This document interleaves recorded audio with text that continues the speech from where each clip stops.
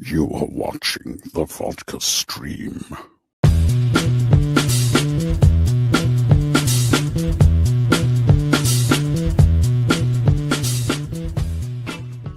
Hey, what's happening, guys? Happy Drinksgiving. Hey, we made it. Made it through a short week. Hopefully a short week for you. Definitely was for me, and now everything's all off. Now things are feeling normal again. Now it's Friday. It's 7, but I had round 2 of Thanksgiving right now, so I'm freaking full at Mama Film Junkie's house. So hopefully you're feeling full, feeling fat, maybe even feeling drunk. I don't know. However you're feeling, let's put on some mood music right now. All right. Here we go. Let's get the party started. Cheers. And I'm thankful for you guys, loyal fans, everyone, even the haters out there. I'm thankful for you as well. So cheers to everyone. Hopefully you guys had a good last couple of days, or I'm supposed to do round 3 tomorrow at my dad's house. So we'll see what happens. Pops Film Junkie. Yeah, right there. All right, how we doing? What's going on, Mr. Phil? Yeah, I mean, it's looking like it. CCXP happening next week, so it looks like we're going to be getting something like that. And then Lanterns, I might be getting something with that, too. I don't know. We'll see. What's going on, Mr. Taladia? Happy Thanksgiving. You don't really celebrate it, though, because I know you're in the UK. So there she is. There's Danielle right there. She'll be joining shortly after I get through my little opening spiel here. We'll get to know her, get her origin story. Should be a fun freaking time. What's going on? The Ghoul, Mr. Arkham, of course. Good to see you. We got Monique. Hello, lovely Friday. It's leftover ham and quinoa. Quinoa, whatever the hell they call it. Quinoa. I put another Q in there, didn't I? I've never really had quinoa, or whatever the heck. So, I don't think I've ever really had it, So, yo, what's happening there, D-Man? It's not confirmed, but I think we could all assume. And, I have conversations with people that, have conversations with people who have conversations with people. And sometimes, it's never like fully let it be known kind of thing. But it's always just like one of those things where it's like, is it happening? Most likely happening. What's going on, Mr. Droga? What up? I started watching Gargoyles the other day. It's a very good show. Man, I haven't watched Gargoyles in forever. Mr. Chris Balga, what's happening? I got some good eats in yesterday and some pretty good deals for Black Friday. Hope everything, yeah. I got one thing. I got one gift down that I saw, and it was a Black Friday deal, which was good. And now I got to figure out some of the other. Hey, Mr. Jason McKenzie, thank you for the $30 super chat. Cheers, my brother, helping out that pirate ship as he does. Salud, Mr. Trevino. Happy Friday. We have 4 to 7 inches of snow coming to Detroit. Oh, boy. There we go, Mr. Scott McClellan saying, "Let's drink, let's drink." And you got, yeah. See, that's the beauty of living in California. I don't have to worry about those brutal cold winters. I mean, it's so funny though, man. It gets under 60 degrees here. Californians freak out. Some Californians freak out. It was like half Californians start busting out the hoodies and all the stuff, and they're just like, "Oh, it's 59 degrees." And then you have some fuckers, which are usually, some just dudes out there. It could be raining. It could be 47 degrees. They're in flip-flops and board shorts because they just, I run warm. I run warm. Yeah, I know. I can see all the hair on your body because you're wearing a tank top too. What the hell, man? Close it up. Jesus. Anyways, no.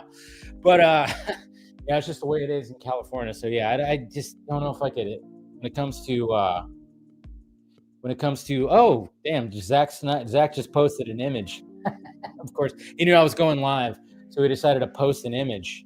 And we can get to that. He posted an image that we have seen before, but I don't think he's ever posted it before. Yeah, he did post something, but we'll get to it. Anyways, all right, guys. Hit that like, thumbs up, do all the things, comments, help all the things, and we should have some fun tonight. Like I said, I'll bring on my guests in a bit, and then we'll get the panel in here. I mean, it wasn't tons to talk about. It was a holiday week, so we're just basically say, what are we looking forward to when it comes to possible trailers next week? We'll probably talk some food tonight, I imagine. So, good times. What's going on, Versus See? Good to see you out there as well. All right, let's get started. I'm going to start off by, I did see a movie last night, guys. I didn't tweet about it. Wasn't even sure if I was going to see a movie because all the, I went somewhere for Thanksgiving, and I was like, okay. Let me just go check out. Let me go check out Eternity. It was either between that or the Dead Man Barry, whatever the hell the freaking Knives Out movie. I always forget what the title is. I know it's really long, but I was like going back and forth, and and then I was basically seeing like when I was gonna leave, when I was gonna make my escape from this Thanksgiving get together. I was like, okay, when is a good time I can make this escape? And it was a perfect time because there was like a 6:10 showing of Eternity last night. And I went, good, because there was a 7:30 of the other one. And I'm like, I feel like an old fart, even though I'm like, I didn't have to work today. I'm like, I'm going, that's too late. Started thinking like that. I'm like, who cares how late it is? But obviously that's a Netflix movie. That's probably going to be showing up on Netflix in a week? It's probably going to be there. So I decided to see Eternity, and I really liked this movie. If you watch my first reaction, you can tell I really enjoyed this movie. Yes, it's a rom-com, but it's an A24 rom-com that has very interesting ideas about afterlife. And I really enjoyed those ideas. I enjoyed the performances from the three leads. I always forget what the third guy, the handsome guy, the soldier guy, I always forget what his name is, but of course, Miles Teller, Elizabeth Olsen, and the other guy, I should say. But yeah, I really enjoyed it, and I really suggest anybody to go see it, give it a shot. Like I said, there is concepts in there about afterlife and how everything works, and how there's, this is, you basically have to find a spot to do it, to live out your eternity. And it's got interesting concepts when it comes to all that. Where, there's people trying to sell you on the concept of, hey, this is where you should live out your days and everything. So there was a lot of cool little things in there that I really liked. And then there was the two, the two afterlife counselors that were mainly handling all this. They were great together. They were great. Like I said, man, hey, if I'm going to go into this afterlife place, I want a sassy black woman as my afterlife counselor. She was fantastic. I forgot what her name is too. She's a comedian actress. I know that, but she was great. She was fantastic. And like I said, there wasn't any cheap jokes. I felt, I'm not saying I laughed at everything, but it felt like there wasn't any good, cheap jokes. They were really trying so hard to be funny right here or right there. It just felt like the jokes were just organic and natural. And I don't know, good chemistry with Elizabeth Olsen and Miles Teller. And even, when it comes to Callum Turner. So yeah, it was just, I suggest everybody see it. Like, and it really kind of asks the question of what would you want to, and it was one of the things that I was like thinking about on the way home, is it really like asks you the question, would you want to have to live the rest of your life with someone you could have like this passionate love? Because obviously with the soldier dude, whose name is Luke, she didn't get to build a life with him. It was short, but it was passionate. He's a good looking dude. It was like one of those. And then with Miles Teller's character, Larry, she spent 65 years with him. So there's comfort there, but yet of course, you know, they bicker at each other. It's not the same. And the movie kind of asks you the question, what would you want to have, this or this? And it's like one of those things, because again, I mean, I've never settled down. You know, I have not settled down. I've been in relationships, I've been on again, off again. You guys know some of those stories, but I never had kids. I never got married. So it's like kind of interesting, like from my perspective, as opposed to like somebody who's maybe just been with somebody for a long time and been married. And it's like people might think differently when it comes to all that, but it really it makes you ask that question. And I'm not, there's not gonna be any spoilers with anything of like, who she ends up choosing or how things play out or something like that, for sure. But it does ask that question, which is very interesting. It's very interesting when it comes to that. And I totally recommend it. I recommend it. It is a good rom-com. And got interested, like I said, I like the afterlife concepts. I really do. So cheers to that. Go see Eternity or watch it when it comes out, whichever you prefer. Her name is Divine. That's right, Divine. Her name is Divine. I knew she had a unique name. Divine, Joy Randolph. She was great. She was absolutely fantastic. Like I said, if I go to the afterlife and I need an afterlife counselor, I want a sassy black woman. Yeah, who's fun. Hey, there's Mama Film Junkie right there. And thank you, Mom and Ken, for the delicious dinner that was tonight. She, because we were going somewhere else. Me and my brother and my nephew were going somewhere else. We were going to, another little get together. So we, the Mama Film Junkie Thanksgiving was pushed to today. So got to spend time with her. And she made, of course, delicious turkey, delicious stuffing, with potatoes, asparagus, green beans, all the stuff. Didn't have dessert. I got dessert to go. I didn't want to fall asleep tonight during the stream. If I was going to eat anything more, all my body was going to be like, no. Like, no, Dave. My body was literally going, no, we need vodka, not chocolate cream pie, which that sounded weird. I know. After just talking about sassy black. Anyways, that's the guy. Oh, lucky son of a. That's the guy. That's right. That's who Dua Lipa is engaged to. I think they're engaged. Dua Lipa, the singer, who's like one of the most beautiful women in the world. My God. That's the guy. That's right. Well, now I hate him. I'm just kidding. Oh, man. What's going on? We got Mark Grissom right here. What's happening? Hey, big fan. Thank you for the $5 super chat. By any chance, did you see Michael Uslan comment on all the rumors about the Snyderverse returning? No, I didn't see that. He made a comment on it?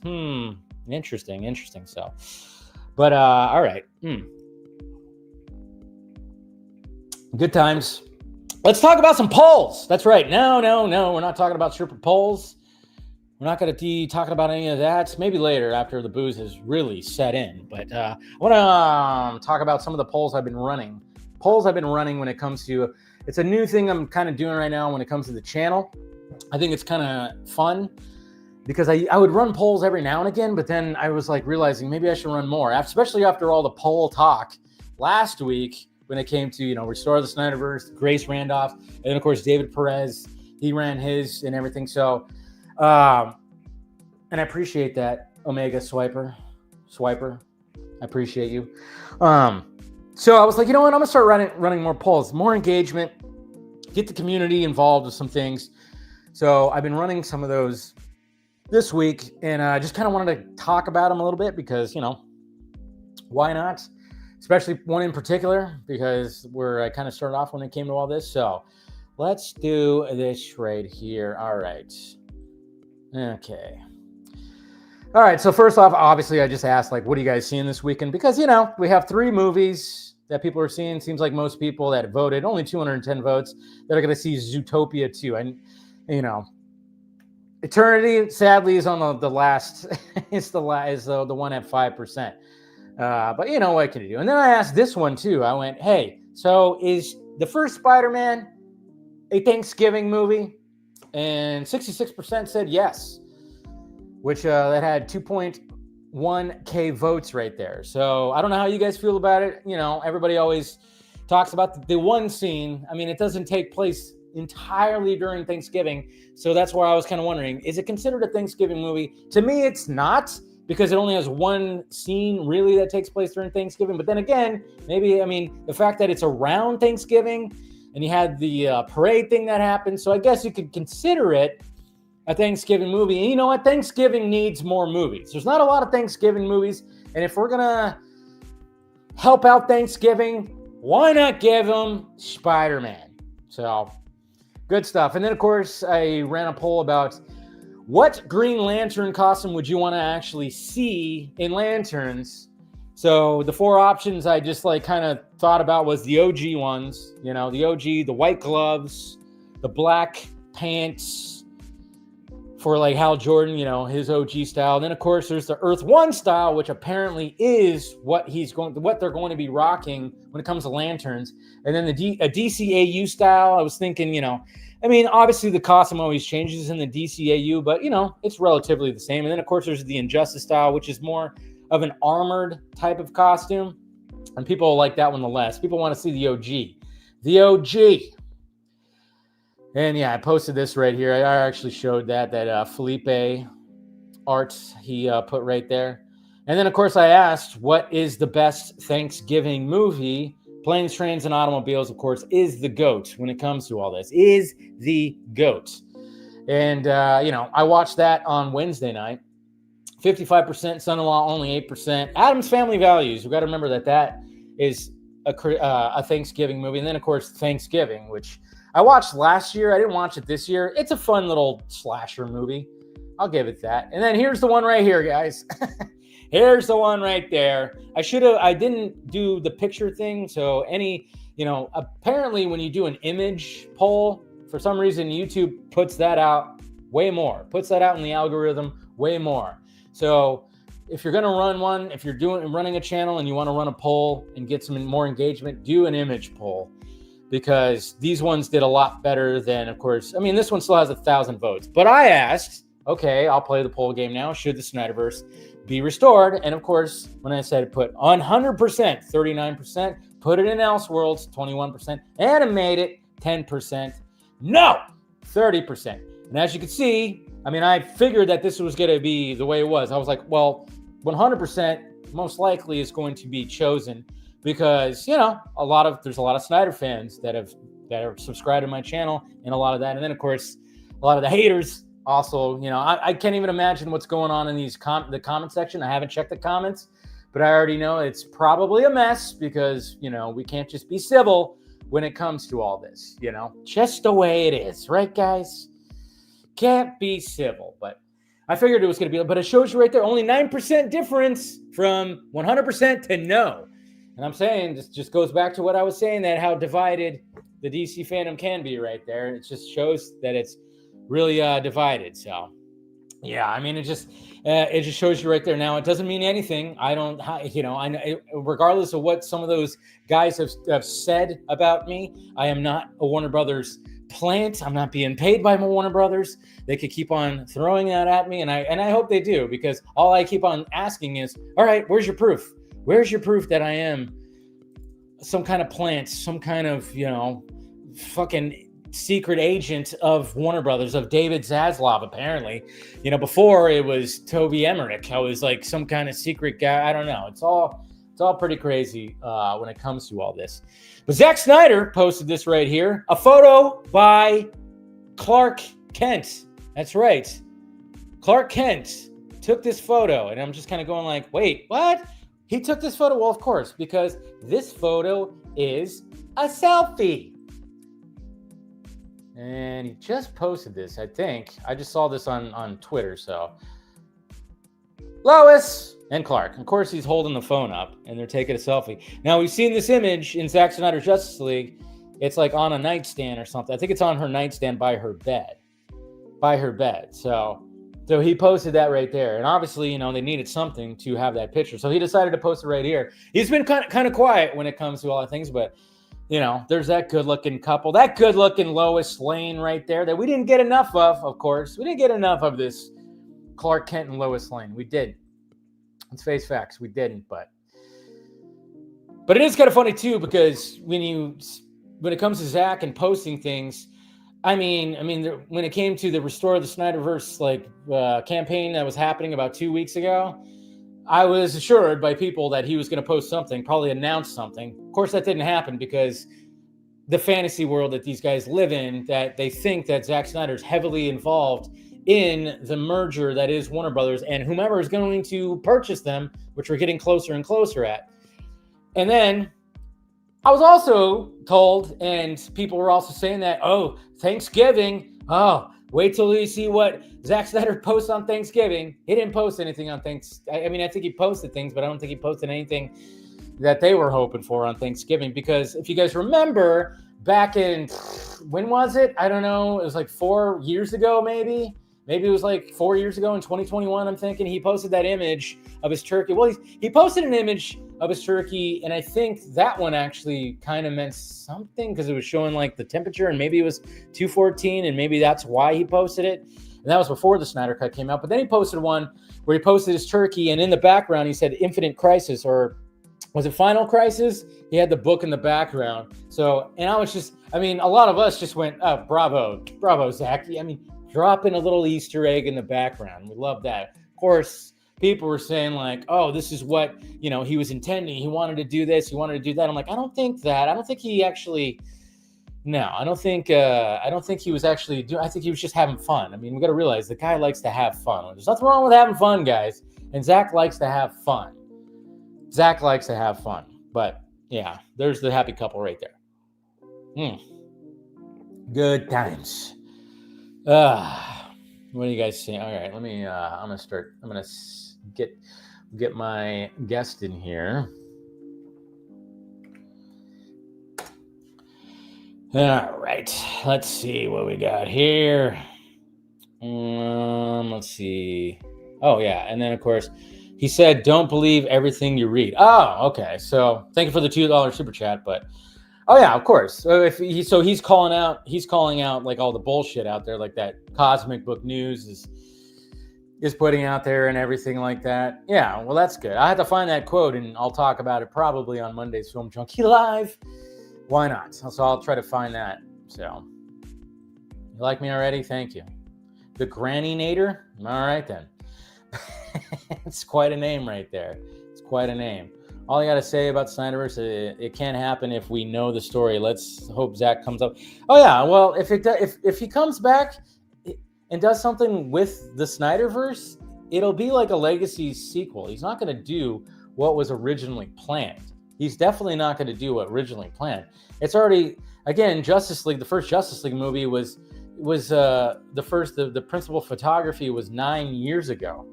The story, the script was completed before that. It would be a different story. It would not be, it's not going to just do, and a lot of people always go like, yeah, but the nightmare future was supposed to be like 5 years later or so. And I'm like, yeah, I get that. But the present day storyline is still supposed to be directly after what was happening in Justice League. You guys you gotta realize that. Yeah, so, and then we got Jordan right here. Hi, are you excited for the Mummy 4 and live action Teenage Mutant Ninja Turtle movie happening too? I'm excited for Mummy 4, which is technically going to be Mummy 3, because we're going to ignore the original third one. So Brandon Fraser, just can't get enough of that guy. If they're going to return, cool. And I'm definitely looking forward to that. And, I'll watch the Teenage Mutant Ninja Turtles movie. I was actually looking forward to the live action Ronin movie. That sounded a little bit more, higher concept. I haven't read the book, but I was thinking that was pretty cool. But hey, here we go again, I guess. No one likes Gal Gadot. Don't do the hyperbole thing, dude. No one likes Gal Gadot. Stop it. See right there. Don't do the hyperbole thing. No one. Don't be that guy. Just because you don't like her doesn't mean no one does. Don't do that. Don't do that. Come on. What's going on for you, Jason? Good to see you.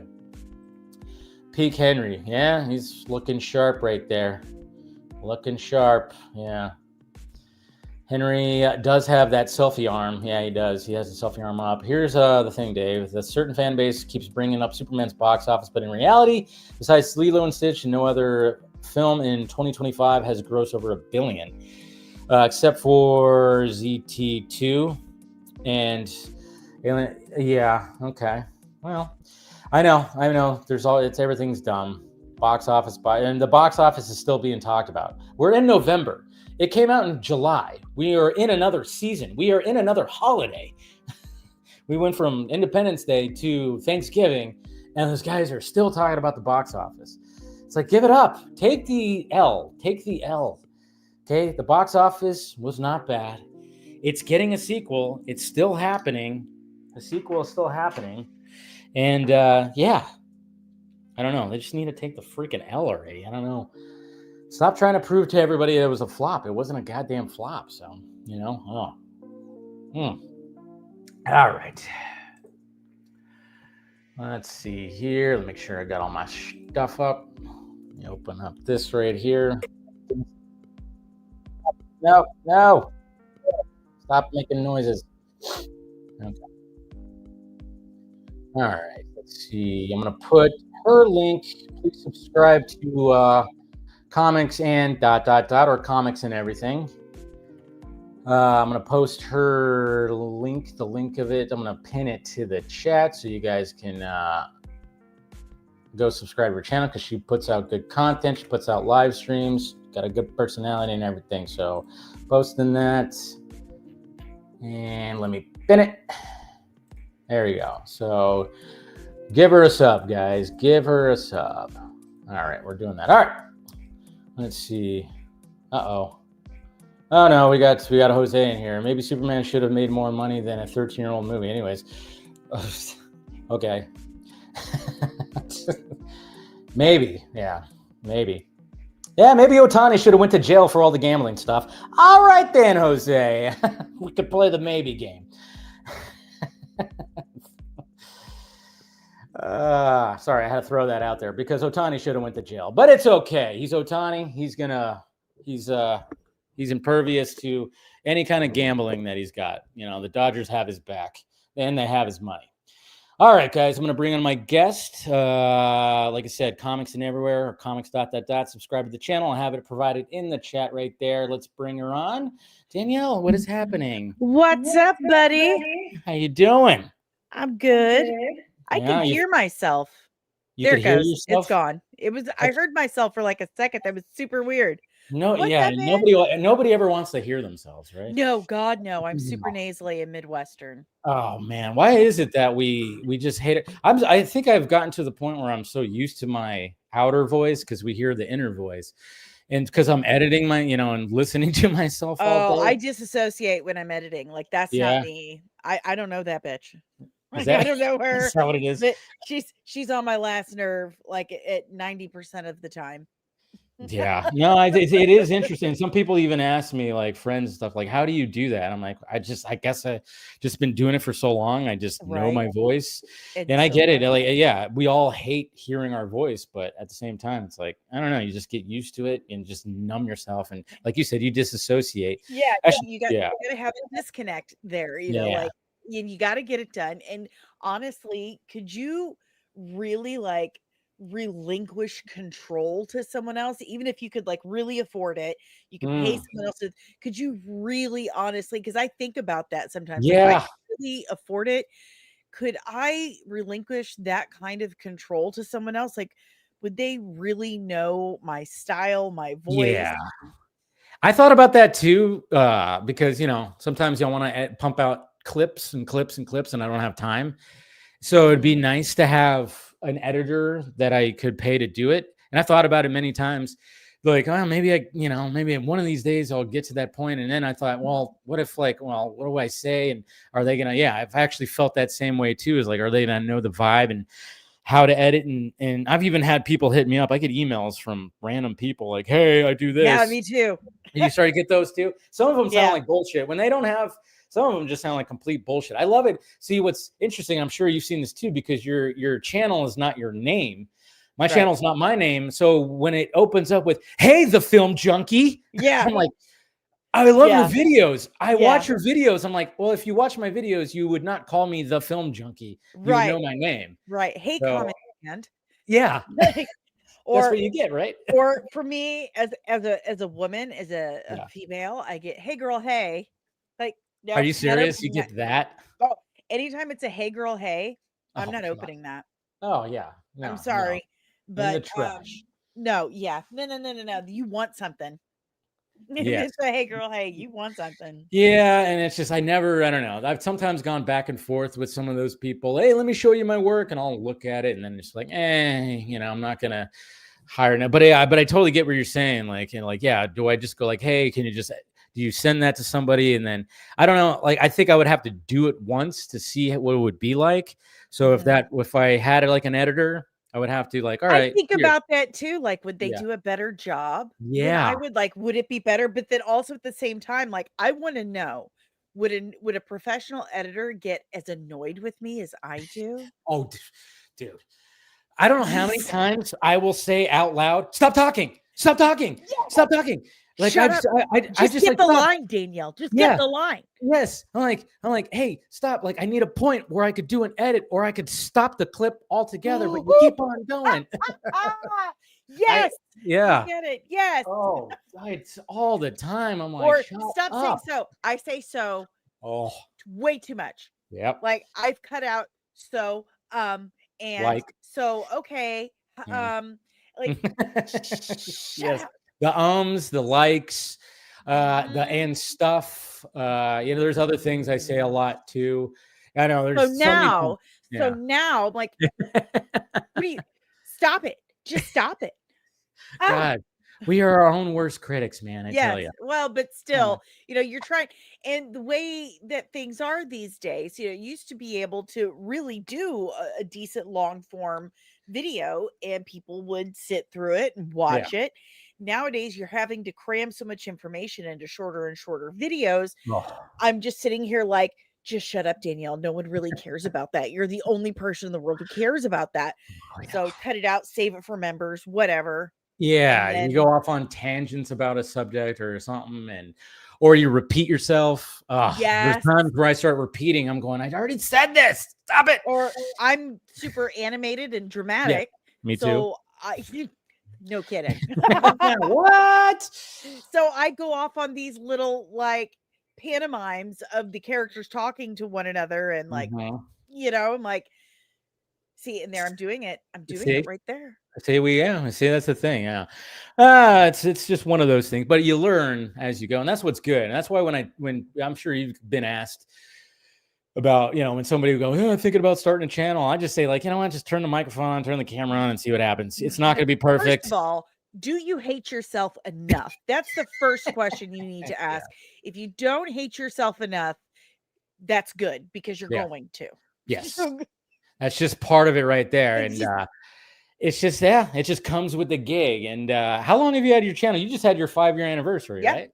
Yeah. It was actually the day. It was actually my God, it was actually yesterday. Listen to me.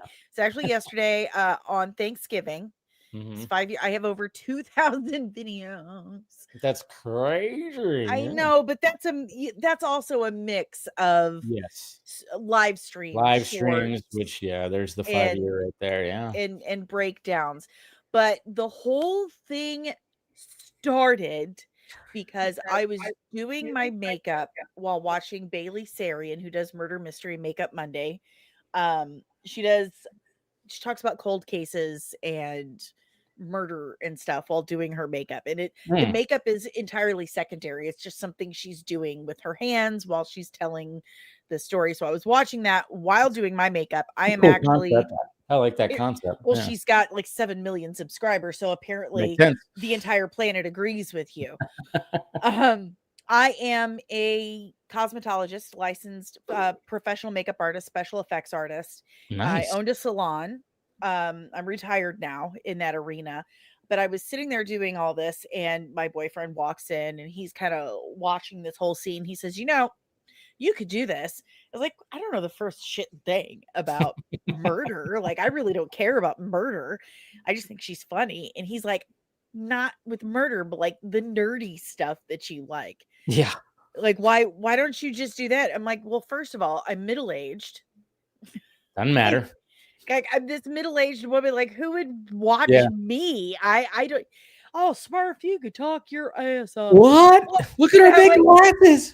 Yeah. Yeah, like, I'm sure I can talk my ass off, but do I have anything to actually say of note?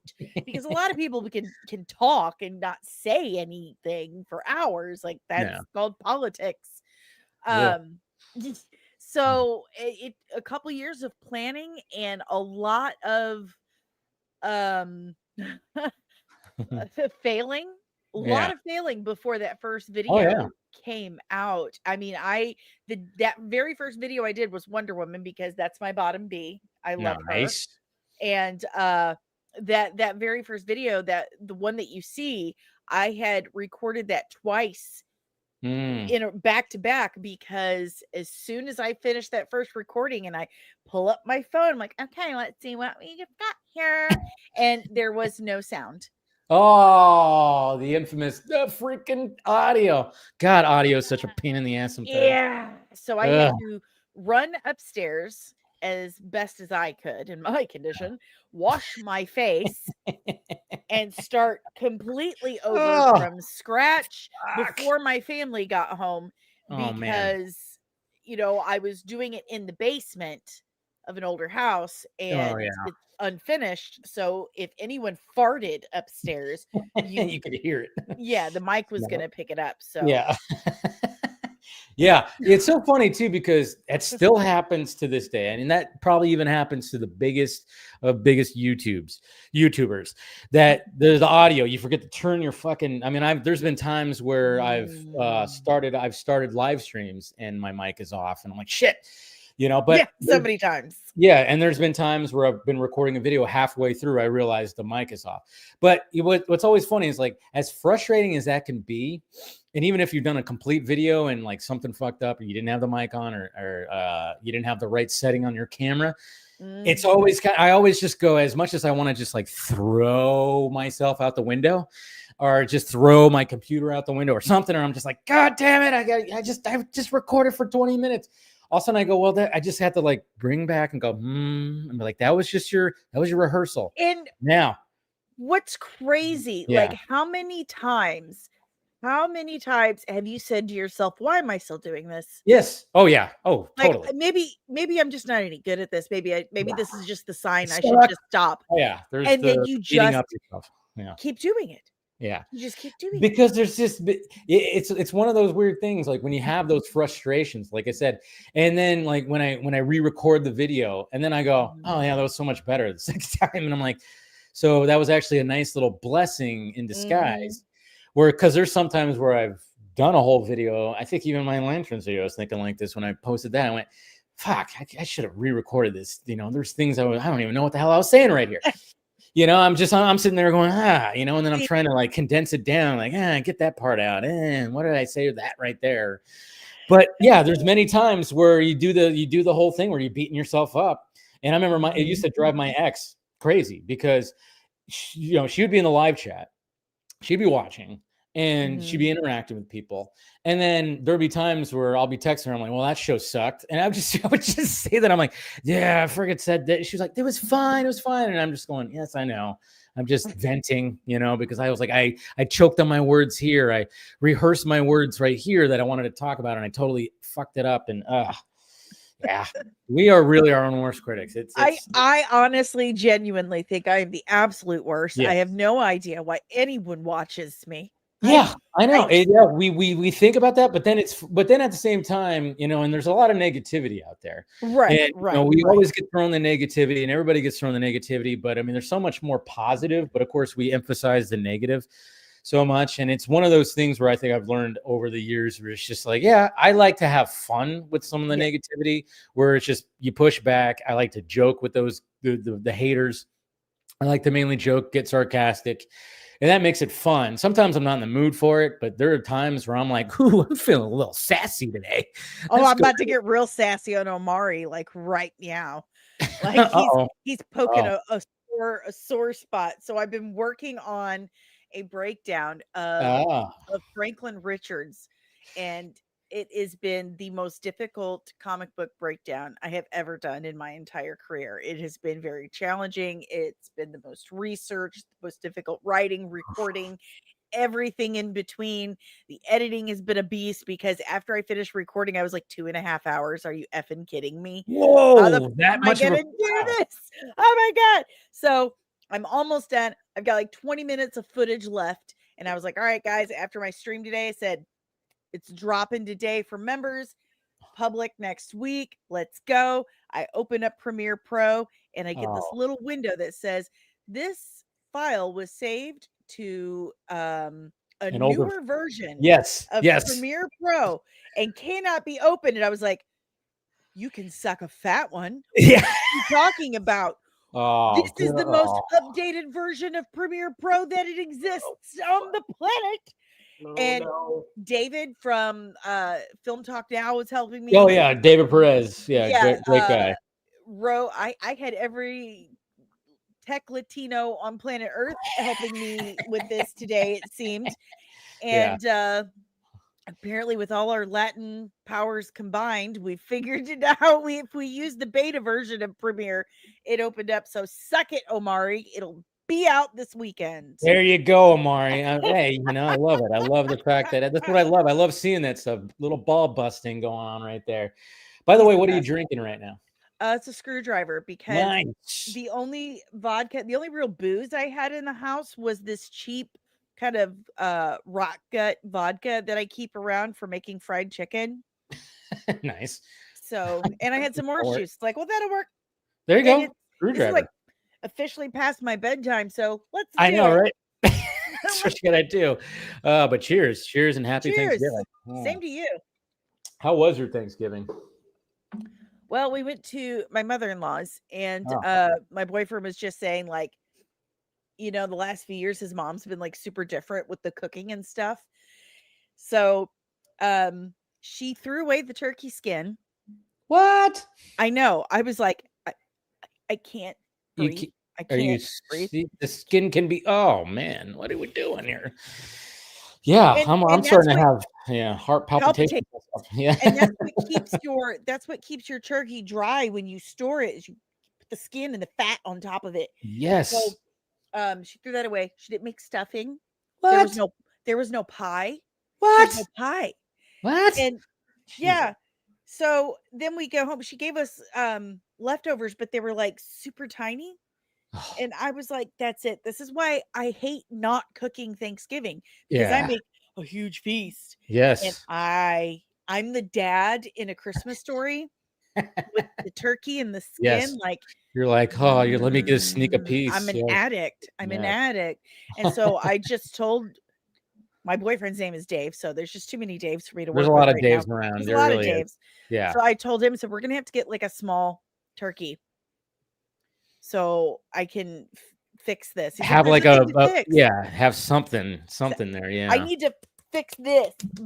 Okay. This fix, the turkey skin fix. Back off me. Okay. That's where the flavor is. God, yeah, get rid of this. So no leftovers. Yeah, I think I saw you tweet something that you had no leftovers, which I was like, how can you not have leftovers? It's a tragedy. It is a tragedy. Like, and yeah, I mean, leftovers are like, but I'm having 3 rounds of freaking Thanksgiving, which is crazy because last night I went to my landlord's. And they're part of the family and stuff like that. So it's like, it's like a family thing. So then my mom postponed her thing to tonight. So I'm so fucking full right now, and I got like a piece of freaking pie and cake. Cake. I feel like you're rubbing this in. I know, right? I kind of am. How you feeling?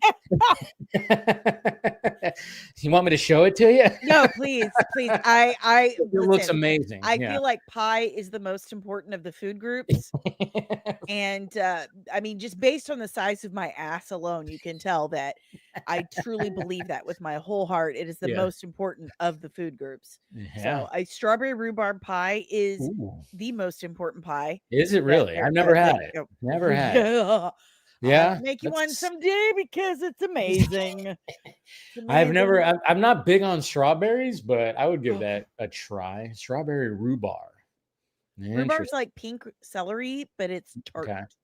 Gotcha. Interesting. Yeah. Because like I think I was talking about this with the when I did my members Film Junkie Live on Wednesday. We were talking food. We're talking food with everybody. And like we were talking about what kind of pies are like, what are the pies like ranking? And I've always been an apple. Pumpkin I've never been strong about. I don't know how you feel about pumpkin. That. Yeah, it's like a lot of people love it. The thing I hate about pumpkin is when people start going fucking crazy with that whipped cream. I'm like, what are you doing? I don't know. I'm not a big whipped cream guy. I don't know how you are, but when they start just, I make mine from scratch. I make my own. Okay, so that's better. Yeah, so you're not getting it straight out of the can. That's like, no, you're doing little in my home. Very little in my home comes out of a can. In fact, that's good. I grow the majority of our produce. Wow. We raise chickens, so we have our own eggs every day. We're hopefully by next year we'll have a bigger coop and an incubator so we can like actually raise the chickens and start eating them too. But I do have lemon and orange trees and avocado trees, and so the goal is, I just don't trust the shit in the store anymore. I just don't. And at least when I make it myself, when I make my own bagels, when I make my own bread, when I, make it myself, I know what's in it and I feel better about it. And I don't feel like, if I eat 3 bites, I'm going to need a nap. And I forgot the letter R. Yeah, I'm with you on that because, I mean, I go to a Whole Foods store and I just ignore like all the the bullshit, and I just go like, let me get some fruit, let me get some veggies. I get my meat delivered to me. I did do the butcher box thing, so I'm like, got that covered. And I always tell people, I'm like, when you go to the store, just look at the ingredients. If you can't pronounce half that list, don't eat it. No. Don't fucking eat it. Even if it's like, but even when it comes to desserts and stuff like that, like, people always get this whole thing where it's like, oh yeah, well, if you want to be like healthy, I got to like, cut out. And like, no, just get the better ingredients. Just know what you're putting in. Like you said, when you're making stuff, you're making it from scratch. So obviously don't eat a ton of sugar, but at the same time, at least when you're eating something like that, it's something that it's affecting your brain. Yes. Yep. That's what fuels your brain. Yeah. Just if people use reasoning skills, right? Think about it, but they're eating so much Taco Bell and making that Mexican food. I mean, Taco Bell is good every now and again. Like, if you're, late at night and you got some cravings after, and don't mind shitting yourself. Yeah, that's the thing. Hours. That's the thing. You gotta make a window of like, okay, when will this run right through me? Make sure your phone is charged or take the charger in with you. That's very true. Have a bidet. I recommend a bidet. Yeah, I've been wanting to get one. I had a conversation with somebody. I had a conversation with somebody recently about this. I think it was last week. I'll send you a link.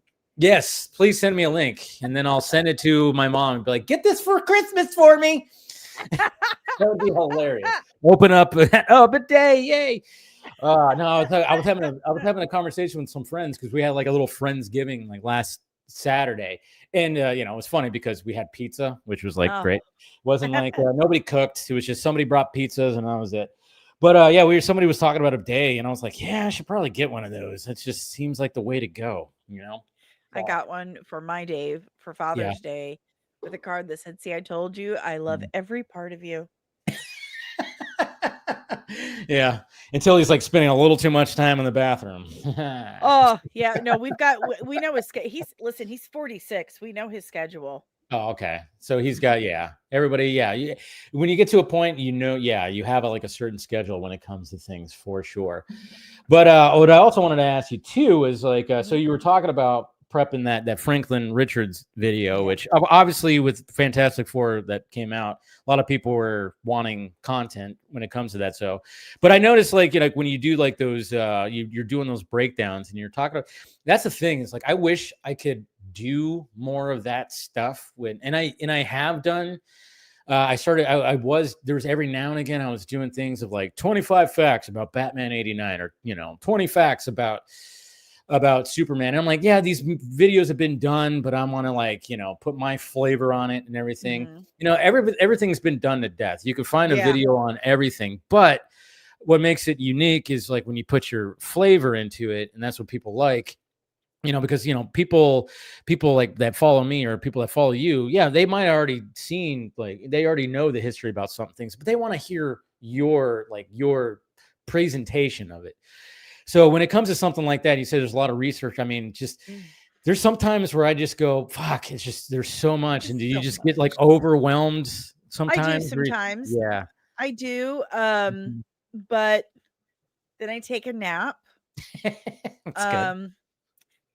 It's for me, the research is not that bad because it's comic books, especially if it's, a comic book character or a comic story. It's comic books. I'm reading comic books or Comics Explained, Rob.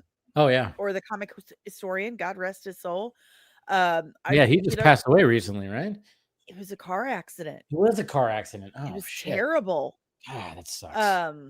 But watch some of those videos or listen to them while I'm reading comics or while I'm writing. They're really, really good. Oh yeah. I mean, they've been around for almost 20 years at this point, so there's a reason for that. So that and reading books or whatever, and I'm not going to lie. I will procrastinate when I start to get overwhelmed. And I really think that my people can figure that out. They're like, she's been talking about this thing forever. Yeah. And not happening. Yeah. We're looking at you on it or anything.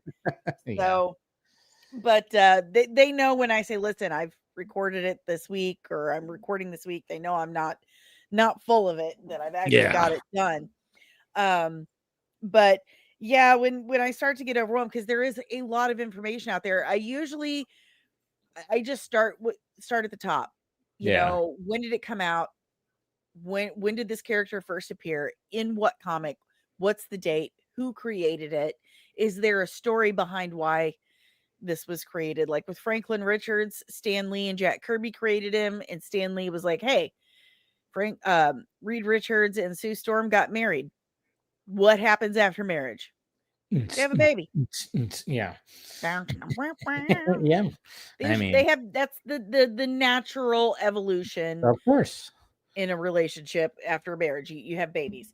So, and you just kind of go from there. Yeah. It finds its natural flow. And once you do, it's like, at least with me, you just get really into it and you want to find out what's next. And that's really what inspired the whole channel. I mean, it was Dave's idea, but based on the fact that, if I didn't already know about something, which I was really bad with, if I made him watch a show or a movie with me and say, you know who this is? This is so-and-so. And he could give two shits. Of course not. He doesn't care. He likes James Bond and that's about it. But if I don't know everything about this character, I will make it my business to know within the next couple of days. Like, okay, diving in. So it kind of feeds that need in me at the same time. So works out. Yeah, no. It's that's good. That's good. Like I said, it's like I just wish I had more time because I work from home and I got a Monday through Friday 40-hour a week. Well, I'm retired now, so. That must be pretty nice right there. If I always that's one of those things where, especially when I'm procrastinating, I started thinking about, man, if I was just doing this, let me tell you something. Retirement is not that fun, especially when you're younger.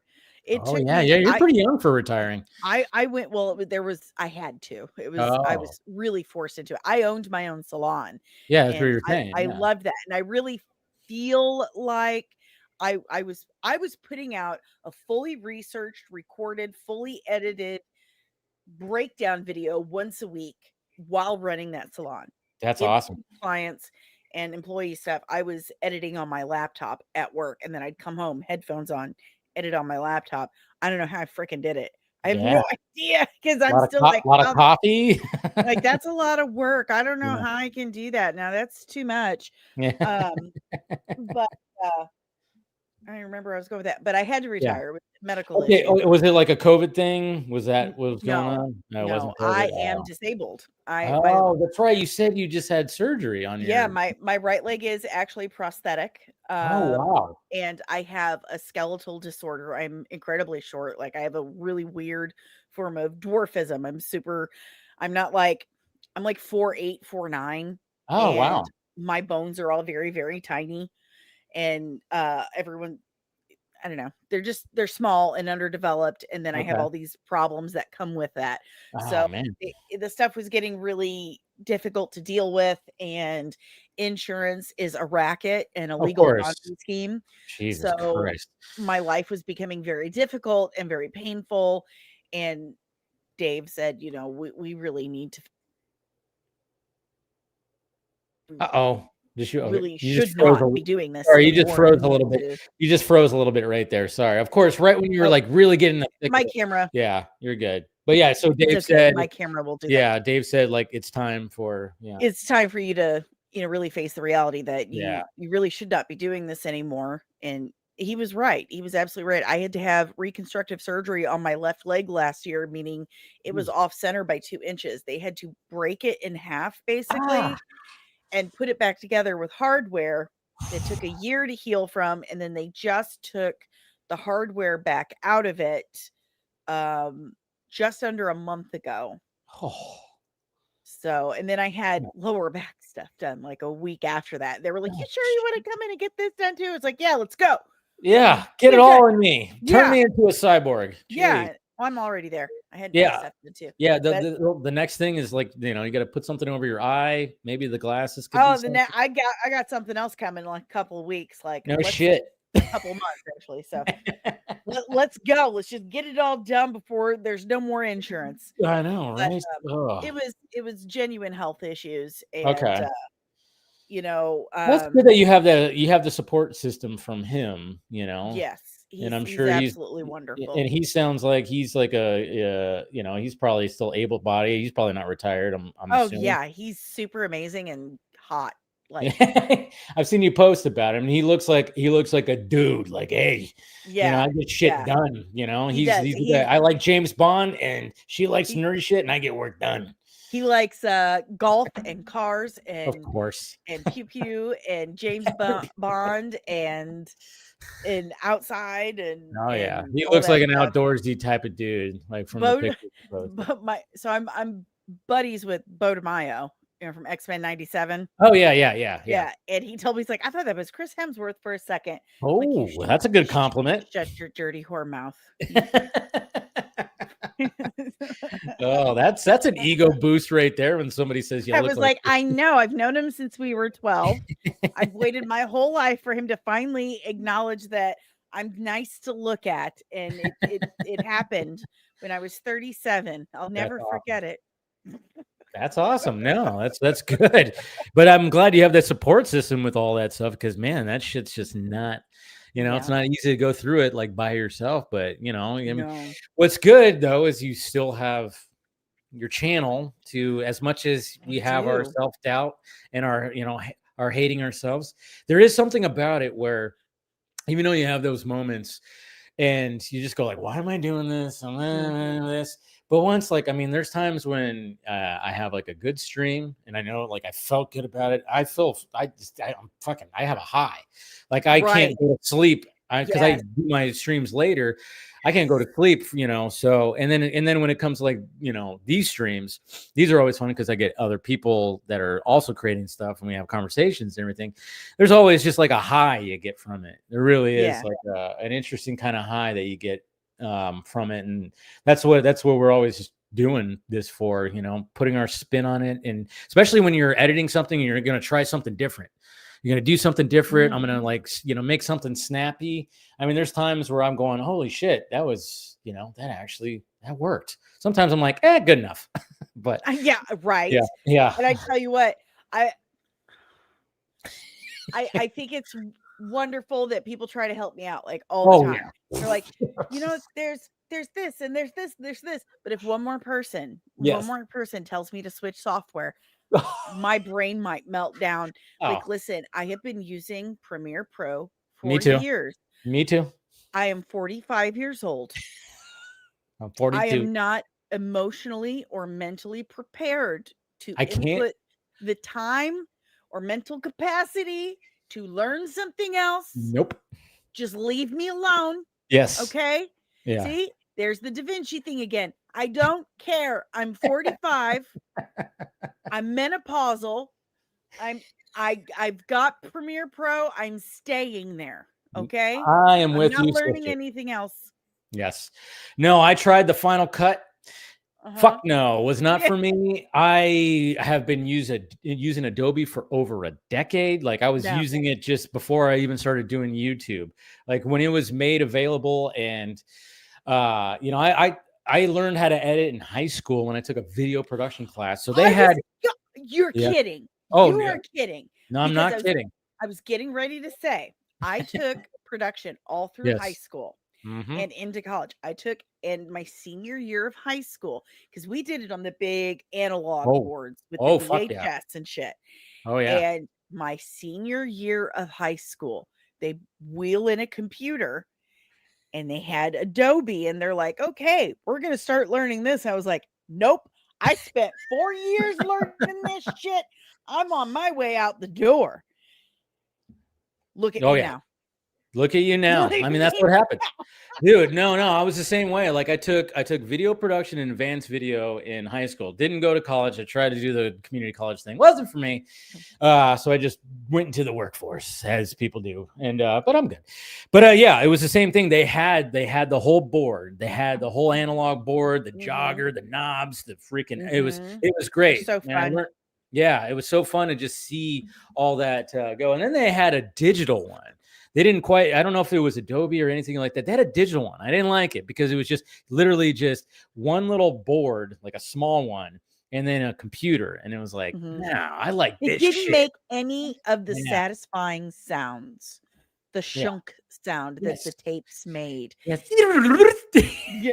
When it would rewind. Yeah. You know, do all that stuff. When you're like trying to get to that perfect spot to edit, you know? Yeah. So yeah, I learned how to edit like that. And then when it came to later on, and I was doing video work with a buddy of mine, and we were trying to start something, and yeah, I jumped into Adobe Premiere, and I've never looked back. I tried to do the Final Cut thing. Fuck that. iMovie can suck a bag of dicks. I can't stand that freaking. I can't stand any of the Apple products that they tried. No, they're awful. They're awful. I couldn't stand them. I started out with Wondershare Filmora, and it made me cry like the first 2 times I tried it. I'm like, I don't understand this. And then I was halfway through editing my interview with Athena Finger, who is Bill Finger's granddaughter. Bill Finger is one of the creators of Batman. Yeah. I believe he's the creator. He is the creator. Yeah. Yeah. Bob Kane was just like, hey, how about this? No. How about we call him Batman? Yeah, that's pretty much it. Yeah, with a hyphen. And then Bill Finger was like, how about he looks like this, not that piece of shit design. Yeah, how about he actually looks like a bat? Yeah, how about that? Hyphen. God, oof. So I was halfway through that interview, and my screen flickered. And this is after I updated Wondershare Filmora. My screen flickered. My external hard drive smoked, and my whole laptop shut down. Wondershare Filmora napalmed my equipment, just like killed it. I lost my ever-loving mind. It took me, we had to rent a computer from like Rent-A-Center or something for months before I could get a new setup. It was the dark times. of the Dark channel. times. Those dark times when your computer fucks up and you have to like and I'm worried about that too, because I've had my computer for 5 years and I have issues with it now. Obviously it's showing its age and I beat the shit out of it every day. I'm editing a video. Yeah. What? I don't know if that's good, but yeah. Oh yeah. I lost I don't everything. actually I don't physically beat the shit out of it. I'm talking about That's because I'm better. constantly doing video work. I mean, there's been times where I've literally like maybe kicked it. And I'm like, and sometimes I'll just be like, I just want to office space you right now. I want to take you to a field and baseball bat. That's so cool. It's so funny. Yeah. So I'll just like kind of tap it. I'll tap it like, what the fuck, but I don't trust me. There was one time I remember when I was at a Mac and it just started messing, it like froze and I got the blue screen, not the blue, whatever screen, it like went like dark and then it said like we got to reboot and I was like, God damn it. And I remember hitting my desk and it fell off and cracked the screen. I went, shit. I was like, oh yeah. It was oh no. Yeah. Oh, no. So, and it wasn't even, it was just, I just pushed back on my chair. I just went, damn it. And it just bonk right off there, cracked the screen. And I went, well, that's not good. Yeah. So I remember I had to get it was like one of those rush to get a new computer rush. And you're never prepared for it. No. Oh, no. But I lost all the equipment, but also all of my graphics for my channel, like everything. I had to start over from scratch. I had nothing, but it turned out to be one of the better things that happened because then I got into I finally got Adobe. One of my friends was the editor for New Rockstars, and she's like, listen, nice. She was like, listen, just meet me on StreamYard. And we just went into a studio on StreamYard and she gave me a crash course in it. And from then on, it was just, all right. It's so easy and simple. And then, I mean, they're adding new stuff. Like when it came to me really diving into YouTube Shorts, which I highly recommend for everybody to do that has a channel. Oh, because the new beta shorts they're getting ready to do. Oh, they're about to do a beta shorts. I didn't know about that. Oh, I didn't know about this. I remember, I think I was hearing something about this, but okay. If it makes it easier, fuck yeah. I'm sure it does. So they have something that's coming out. I do the shorts with my live streams now, which I forgot to do today because I went into depression mode with the Premiere Pro thing today. And I was like, I'm going to go lay down. And second nap, it's fine. Yeah. But I do those, but they're changing how they do them. They're going to make them easier and you can kind of edit them also. Yeah. And stuff. So, and I gave them a couple of like pointers like, hey, so I can only upload things directly to YouTube that are under a minute and that's annoying. Can we fix that? Yeah. Can we make the UI able to, reference a video? Can we connect it to the video too? Like, is that's annoying too? That's good. Yeah, I mean, that's the thing. I was like, and I know there's a lot of apps out there, and I've tried some of that. Some of the other stuff too. Even like with Patreon, with Patreon, it's kind of funny because I post everything there first. If it's not a live stream, of course. And with a long video, they will actually be like, "Hey, we clipped this for you," and I went, "Cool," but that's just like the first 20 seconds of the video that you just you shaped it into the portrait mode, but that doesn't really help me out. Right. I'm like, it's a valid attempt. Like I get, like you have the structure of what it should be, but I need to like have like a certain.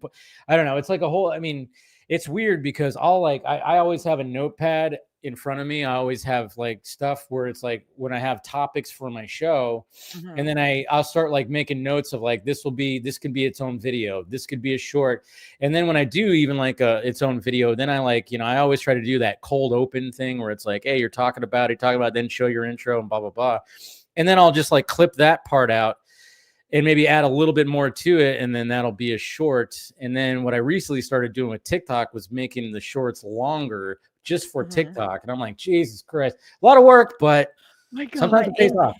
nobody realizes how much work it is. And I know it's because I am not fully monetized yet. I have almost Oh, that's 14,000 right. subscribers, Yeah. and I only have, members and super chats. I'm still 400 hours away from Oh, fully wow. monetized. So I try to tell my people, I said, look, this is my full-time gig. And when I say full-time gig, I mean, I am always on this 7 days a week, and it's probably 14 hours a day, because what if you don't see me on camera, I'm doing like 100 different things Yep. behind the camera, because there's at least 10 other platforms that I have to post to try and bring them back to the mothership that is YouTube. Like, those are, I told them those are like the scout ships, and I'm trying to bring them back to the mothership. It's so much work that the point. promotion end of it is just so much work. And on top of that, the research, the writing, the editing, the everything. It's constant work. And if you are not posting on Twitter, posting your clips for a day, when you feel that affects you in a really, really strong way. Oh, just trust me. There's times where I'm like, I didn't post a short today. I'm like, I start scratching, start having like, what the hell? Like, I didn't post something today, I'll feel like that. And I mean, it's even funny too, because sometimes, family members and friends don't quite understand it too. Like even today, they were like, my brother was like, you're streaming tonight? And my mom was like, you're streaming? It's Thanksgiving week. I'm like, it's thanks. What? Of course I'm still going to be streaming. The algorithm will forget you. I'm like, every Friday, what are we doing? I mean, like, I'm like, I have a guest tonight. I have people that wanted to come on tonight. And I'm like, hey, no, it's always, it's at 7 o'clock. It's fine. I don't, just because it's a holiday. I mean, sometimes, if there's like nothing to talk about, like on my Monday Film Junkie Lives, and if there's a holiday, then I'll be like, okay, maybe I'll push it to Tuesday. I'll do that. Yeah. Because, sometimes it'll be like that. But man, when it comes to the Vodka stream, I rarely do not have a Friday where I don't do the stream, just because it's just a cool hangout. We get to meet new people, get to know new people. And, it's been a long time coming to have you on here. So, well, thank you. Yeah. And it was just kind of funny, because last week he was like, you showed up in the chat because, we're talking about certain things. And I forgot about that. Yeah. So like you were summoned. You were like, what? By the way, what is your shirt? Your shirt is like a Dare texture, but it's Dune.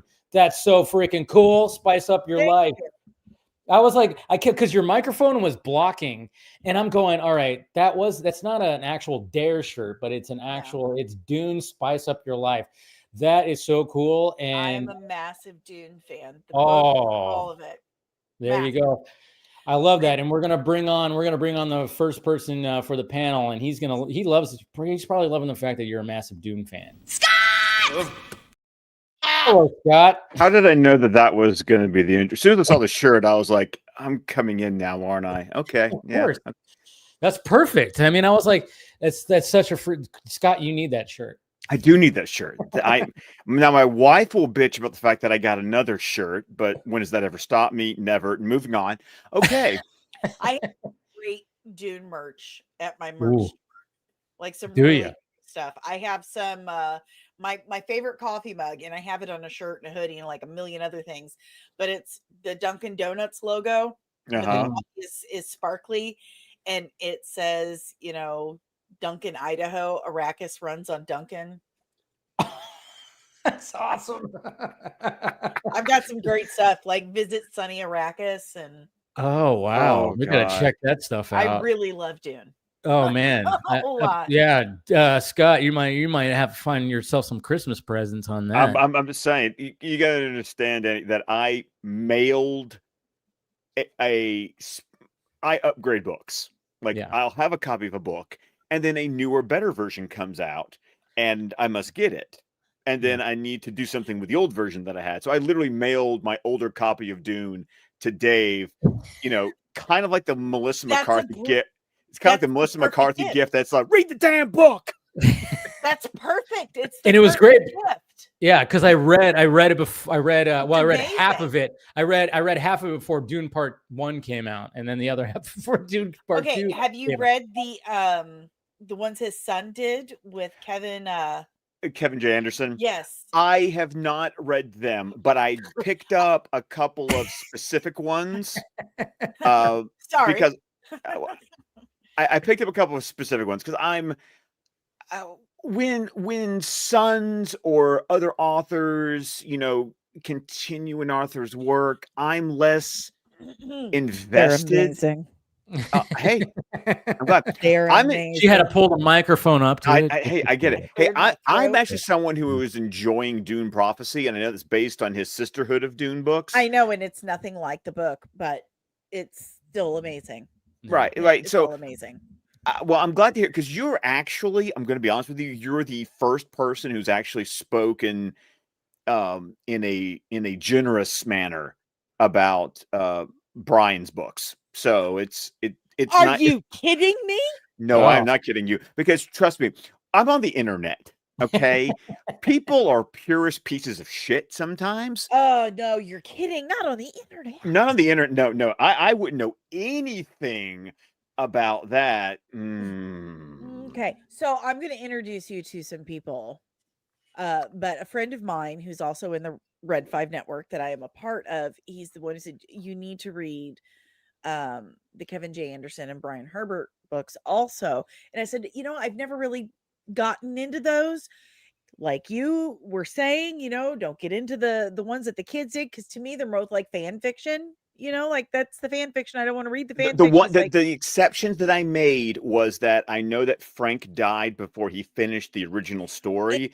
He told Brian everything. Exactly. So I picked up the books that finish off like the original, like Chapter House. No, yeah, I think it. Yeah, there were like 2 or 3 that like finished off like what the original 2 books Frank was going to finish up with. So I got those, and then I also picked up Paul of Dune, that because I was told that it spans the gap between Dune and Messiah. I still need to read that one. I'm working through the Kevin J. Anderson, Brian Herbert books. I've read oh my gosh, Mentats and Hunters and the Machine Wars. Oh, the Machine Wars are really good. Okay. I've read like 9 of them. You've sold me. Yeah. Okay. Telling Scott, hey Scott, read a book. Not much there. Especially not a tough sell here. I'm just listen, saying. I'm a huge sci-fi nerd. I wrote a sci-fi-ish book. I'm working on adapting that into a comic and my sequel to that ish. Nice. It's kind of a soft reboot because the first one really isn't that great. I'm just going to be honest with you. I was 20 something, like really young, raising kids, and it was always meant to be a comic book, but I didn't really know how to do that because I was really young and raising kids. And basically you're really young and raising kids. Yeah. That's what we're getting at. Okay. Yeah. Or you could be middle-aged and raising kids. But I'm that now. Things don't change. Well, so am I. I have 3 boys. So I have 2 of each. I have a 12, a 9, and a 5-year-old, and the 5-year-old is going to kill me. Oh wow. I'm old. I have 25, 23, 21, and 17. It's so funny because you're not much older than we are. You just started. She's 2 years older than me, but also I didn't get married until I was 27, and then didn't have my first child until I was 31. So what'd you say? I've been married 3.5 times. 3.5. This is the half that you're doing right now. Yes, I'm basically married, but because you called Dave your boyfriend, but he's essentially, I call him my fake husband. It's called common law. It's fine. I mean, technically, if Missouri still did common law, we would be common law at this point. So, nah, I think we have common law in Alabama. So, Alabama. Don't. How dare you, madam? Greenbow, Alabama. Yeah. Well, stop it. I know. I always like this, but it's so funny, and you'll find this funny, Danny. Even though I'm a Southern California, like basically raised here, I was born in Alabama. You could probably guess why. My dad was in the Army. Yes. Ding ding. Right there. I was an Army wife for many, many, many years. Oh, so you did the whole jumping around. Mm-hmm. I had 3 children born in Tripler Army Air Base in Honolulu, Hawaii. Oh, my dad was there. Yes, my dad went there. Yeah, I knew that sounded familiar. And then when you said Honolulu, yeah, that's where he retired. Of course, he like ended up retiring after that. Like, now he lives here. He lives back here. But yeah, there's a reason for that. Yeah, it's way expensive over there. Yeah, but it's also expensive here. Yeah, but yeah. But that's cool. Yeah. See, yeah. So I was I get that. I always get a double take. I'm like, oh yeah, I was born in Alabama. I'm like, what the what? You're born in I know. And that's what I like to say. I like to always say, I'll be the. You gotta understand, as a Southerner, this is how I sound. Yeah. And every time that I say that, listen, when James Gunn gave that, when he was talking about Mom Pa Kent's accent. Oh yeah. Yeah, you had a. I am from St. Louis. I'm from the same area that James Gunn is from. James Gunn sounds exactly as I sound. And he gives this interview, or he's talking on Threads, I guess, to someone saying how, people change. Because Clark doesn't sound like his parents. He sounds nothing like his parents. They sound like they're from Tennessee, from Appalachia, and they're in Kansas, but Clark doesn't sound anything like that. He says, well, when I left my home and went to college, I got made fun of for how I sounded. So I changed how I sounded so I wouldn't get made fun of. I'm like, you are lying out of your asshole. You sound exactly like every other person who lives in St. Louis. You sound and every time he comes out with a hard A or anything like that, I point it out like, oh, but you changed it, huh? But you got made fun of that, huh? For me, it's the vernaculars and that. He's such a liar. Well, what will get me in trouble is, the phrases that I've learned over the years don't have a meaning outside of the South. Right. The one that blew my mind was fixin' to. Didn't realize that wasn't like, well, I'm fixing to do that. And they'd be like, what does that mean? Eventually. I'm like, what do you mean? What does that mean? Your own time. Well, I'm fixing to means I'm about to do it. I'm fixing to. And I didn't realize that wasn't a thing. And so that's what's going to trip me up is phrases that I use that I'm just like, you don't know what that means. Oh, here's a good one. Can anyone tell me what a Hoosier is?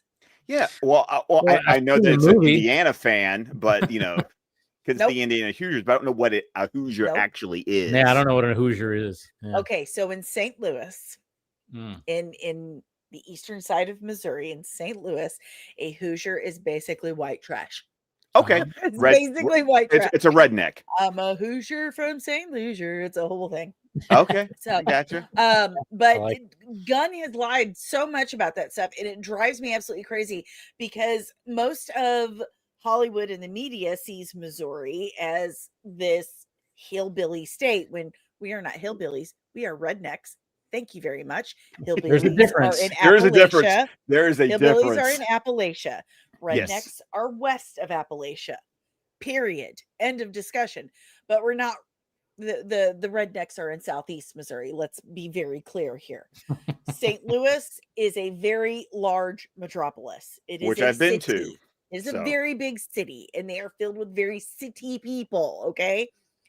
He keeps saying stupid things. Pardon me. I choked on my own spit because I'm old. So I did that yesterday.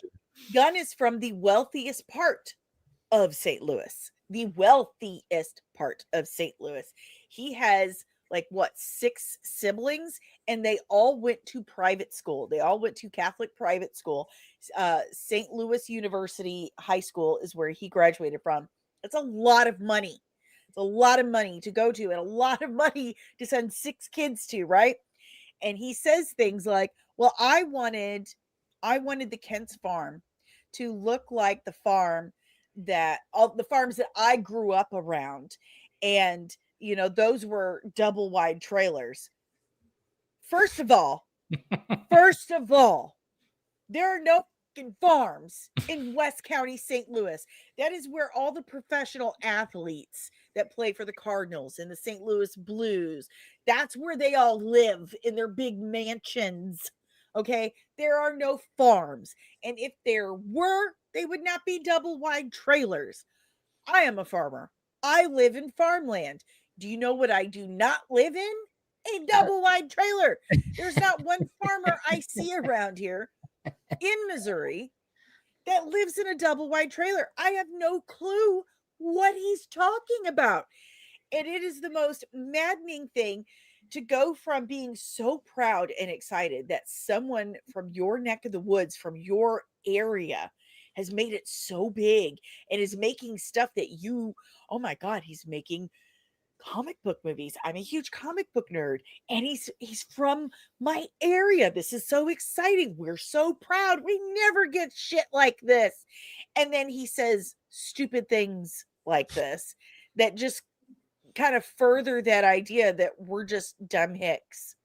That yeah, that sucks. Live in and the I saw your tweets about that, and I was like, interesting because like I would see you quote tweet on like certain things, and I was like, damn, like rage. Yeah, I'm sure, and I'm sure you talked about it on your streams too, right? Rage, yes. Yeah, yes, full on. Yeah, no. I mean, that's good, and it's stuff like that. I mean, obviously, there's a whole section that hates the man and tries to call him out on lies that aren't even actual lies. You actually are calling him out on a legit actual lie. Yeah, and it's not stupid. It's not stupid cape shit discourse. It's literally this real stuff. And this is coming from someone who has been a fan of his films. Yeah, from the get-go. Yeah, I mean, I like both. And I even hate to say the man's name these days because I don't want to invoke, but I like Zack Snyder's films. Yeah. I like James Gunn's films, but my God, you make me regret it every time you open your mouth. Like, somebody get him an assistant worthy of the paycheck. Slapped of the phone from take it away from him when he goes to the bathroom, Jennifer. Take it away from him. I think he's gotten a little bit better, but we'll see. But we got somebody else that's going to be joining right now. Hey, Christopher, what you up to? I mean, is he living in a van down by the river? You would think so, the way you know. Yeah. Hi, buddy. Hey, buddy. How's it going? It's been nice and relaxing, after all the cooking and cleaning and everything like that after Thanksgiving. Scott was lucky in the sense that, he kind of was just, I got the place to myself this weekend. So you didn't have to worry about any of that. No, I didn't. People are like, oh, your family went out of town and left you because you had to work. Oh, that's so awful. I'm like, is it? Yeah, sure. Uh-huh. My I hate to say this, but my mother fixed me a Thanksgiving dinner and sit at home with me so I could have something to heat up in the microwave yesterday. And then I watched TV all day. Oh, darn. And all the movies you want to see. I know. I saw 3 movies this week in theaters, and then watched 2 episodes of Pluribus plus 2 streaming movies yesterday. Watched another one today. Did you watch Planes and Trains and Automobiles? I did watch Planes, Trains, and Automobiles for the first time. Oh, okay. What? First time? First time. This. We had this conversation on DC Fanimated. We did because I have been meaning to get to it. Like, it just it's one of those cinema sins of mine for the last 30-something years. Yeah. Oh, wow. I just, I've been meaning. It's rare when something Scott hasn't seen. It is rare, but there is but I've always said there's something about comedies from the 80s. Like there's a gap there for me. Like that's my whole 80s comedies for some reason. What she said. I was about to say somebody make the joke, please. I appreciate that. It's my haul. Yeah. No, but I'm glad. Okay, so you enjoyed it. It was okay. It was okay. It wasn't. It was okay. Yeah, it's not one of those. And I get it because I rewatched it again on Wednesday night, and it holds a special place because there's something about those road trip type of movies. Mm-hmm. You have Steve Martin, you have John Candy, and I still haven't watched the John Candy doc, which I'd that is good. Oh yeah, I know it's gonna rip my heart out. But it's just it's. There's a lot of cheese. There's a lot of, that 80s freaking music. And comedy is just one of those things where it's like, I have a flavor.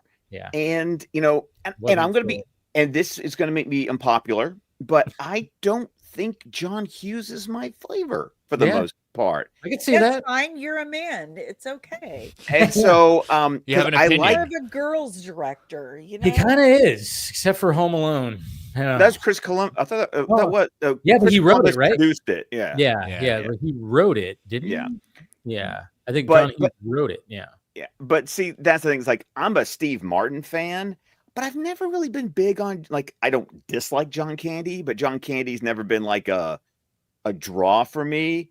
But I've always enjoyed Steve Martin. Like he's always been, and I've actually enjoyed his later stuff, like especially when he got, when he started writing novels and that kind of stuff. And, Chris and I often talk whenever Only Murders in the Building is on. That we exchange. I love this last season. Oh, I love this last season too. That robot falling out of the window lives in my head right for. Oh no! No, my favorite moment that made me bust out the hardest was in that next to last episode, right before everything starts to get explained. And the young doorman runs into the deaf son of Nathan Lane, and Selena Gomez goes, "Stop him! He's the killer!" And he just signs, "Of course it is. I know what building I'm in." and I went, I just lost my shit. The moment, and I was just, Aaron and I were wondering, saying, I know they've been greenlit for another season, but they're bringing all these people back like it's going to be the end. It felt like what you do in a last season, but once again, that's traditionally, if you go back to traditional, I know this is streaming, but if you think about an old school network television model, the goal was always 5 seasons. Yeah. Because with 5 seasons, you had 100 episodes, which meant you qualified for syndication. And so I sometimes wonder if people still kind of think in that that's a 5-season structure, because like Eric Kripke famously left Supernatural after season 5 because he was like, no, this was the story I wanted to tell. Peace out. For what, like 5 more or more than that? I think it went to 12 or 13, maybe. It went like 13 seasons or more. Yeah, Sorkin and Schlamian, I think, only stayed on West Wing about 5 or 6 seasons before they left. Yeah, and so there is a sweet spot. There is a sweet spot. There is a sweet spot, and because I wasn't, and Dan, I don't know what your opinion was. For me, the weakest season was season 4. I didn't like the Hollywood, the movie season. Yeah, it wasn't good. That didn't do it for me. And I actually put out a tweet while I was watching it because I was just like, now people proved me wrong, and they pulled up some really good examples of great season 4s. But I feel like, for me, I feel like there's a pattern that when a show goes on for a bit, I have too many examples for me personally of season 4s being weak seasons. And so, and then season 5 and then season 5's coming back and being like the redemption season. I agree with you. Like season 4 of Buffy the Vampire Slayer is my least favorite. Season 4 of Smallville, my least favorite. Yeah. Interesting. It's kind of funny because I'm thinking of like any kind of shows that, and the first show I think about was Californication. I don't know if you guys ever watched Californication. I did not. I've never watched that. Long time. You should. It's a great show, and I would even say season 4 is actually one of their strongest ones. Because a whole new impression from X-Files. Probably because Carla Gugino is in season 4. Oh, okay. That sold me right there. That automatically makes that he's just going to skip to that season. I know, right? So I mean, like, yeah, I highly suggest it, but they fucked up because they could have wrapped it up in a bow. I think it was after season 5. I think it was season 5 or season 6. I think they didn't know they were going to get a season 7, I think, and they kind of like, if you know the story, I'm not gonna go over it right now, but it was like, oh, that's a perfect way to end it right there. And then they decided, oh no, we got one more, And then it was like, oh, really? Now you're just adding on fucking, I don't even know what the hell this is. Like, if I rewatch that series, because I love that series, because I'm a big David Duchovny fan, and that series is just so well written, and so just it's just something about it.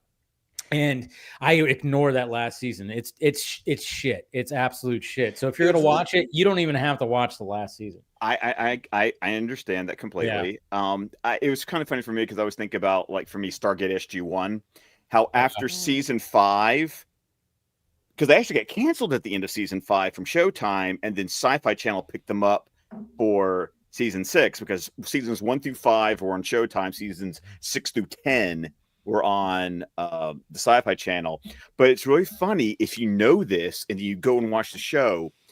Starting with the season 5 seasons finale, seasons 5, 6, 7, and 8, they wrote each season finale as if they were going to launch into they had a movie idea to wrap up the series.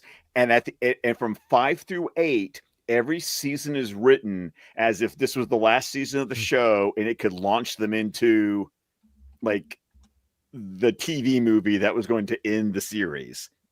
And so it's really weird to go, because there's always seems to be this big build up to this one event that then could get wrapped up if they needed to, but then they just kept on getting renewed.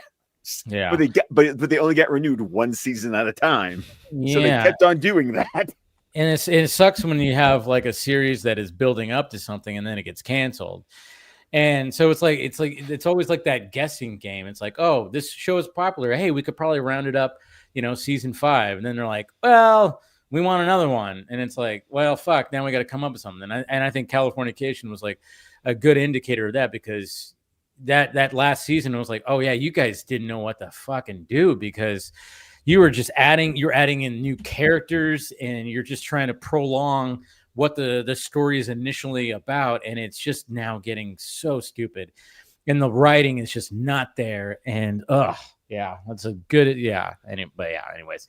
But there is something to be said about the show gets canceled, but then somebody goes, well, here's your TV movie, or here's your mini series, so you can wrap it up. Because I think of Farscape. If anyone's ever watched, I love Farscape. I love Farscape. Sorry. Yeah. Farscape is one that you watch that season 4 finale, and you're like, what the fuck?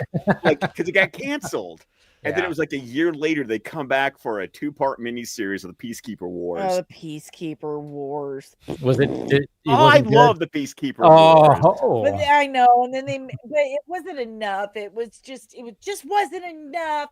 And then they have their little baby Drogo, and we never see him ever again. And then I enjoyed it on Stargate. Well, and then I enjoyed Ben Browder and Claudia Black on Stargate. It was actually I'm one of the people who enjoyed season 9, season 10. I did too, but it just wasn't enough Ben Browder for me. I want him as John Crichton. My sci-fi show was Battlestar Galactica. Forever will always be Battlestar Galactica. Yes, I love that show, and I feel like that show, it was like scary accurate. It felt like it reset the standard. Yes, it did. Mm-hmm. It absolutely did. And a friend of mine, a very dear friend of mine, loves the original Battlestar Galactica and absolutely cannot stomach 2004. I'm like, you are out of your damn mind. The writing, the acting, the production, everything is just so beautifully done. It set this new gold standard. It made the Sci-Fi Channel the competitor that it became. Like, how are you not seeing this? For me, I still remember 2005. I graduated college. I was living in my own place with a couple of my roommates, right before they left for the Marine Corps. And we had Sci-Fi Fridays. So we'd sit there and we'd watch. Love your friend group. Because we would watch. Well, here's the beauty about that summer of 2005, because we were getting ready for season 9 of Stargate SG-1. which means it was season 2 of Stargate Atlantis, and then season 2 of Battlestar Galactica. And imagine that was your Friday night just planned out. It was like SG-1, Atlantis, Battlestar. But leading up to that, my roommates were getting me caught up on Farscape because Ben Browder and Claudia Black were going to be on SG-1, and I was getting them caught up on SG-1. So I'm sitting here watching all 4 seasons of Farscape plus Peacekeeper Wars, and I'm getting my friend through 8 seasons of Stargate SG-1.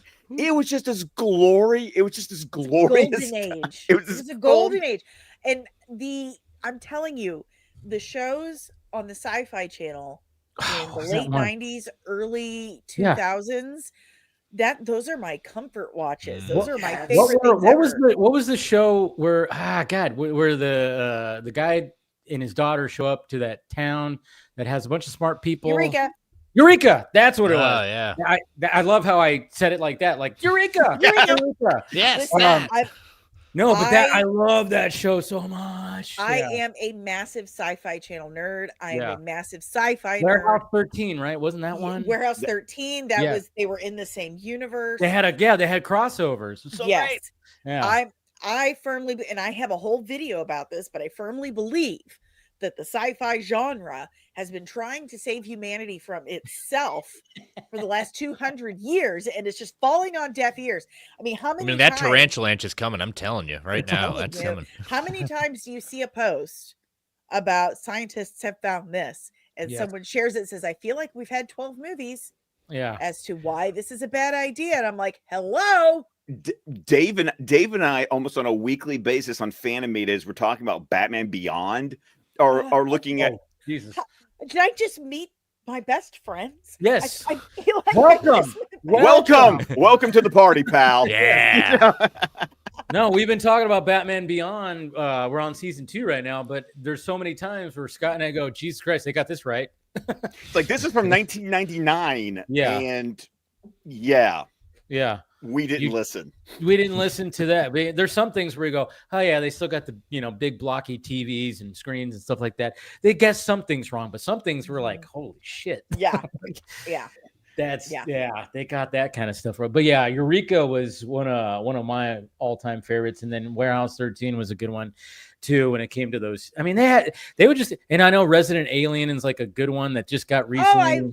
It got canceled. Yeah, it was so good. That was like the only last one, right? Mm-hmm. Well, there's also, they did a show with Resident Alien. It was its first season. It's called Revival, and it's based on a comic book.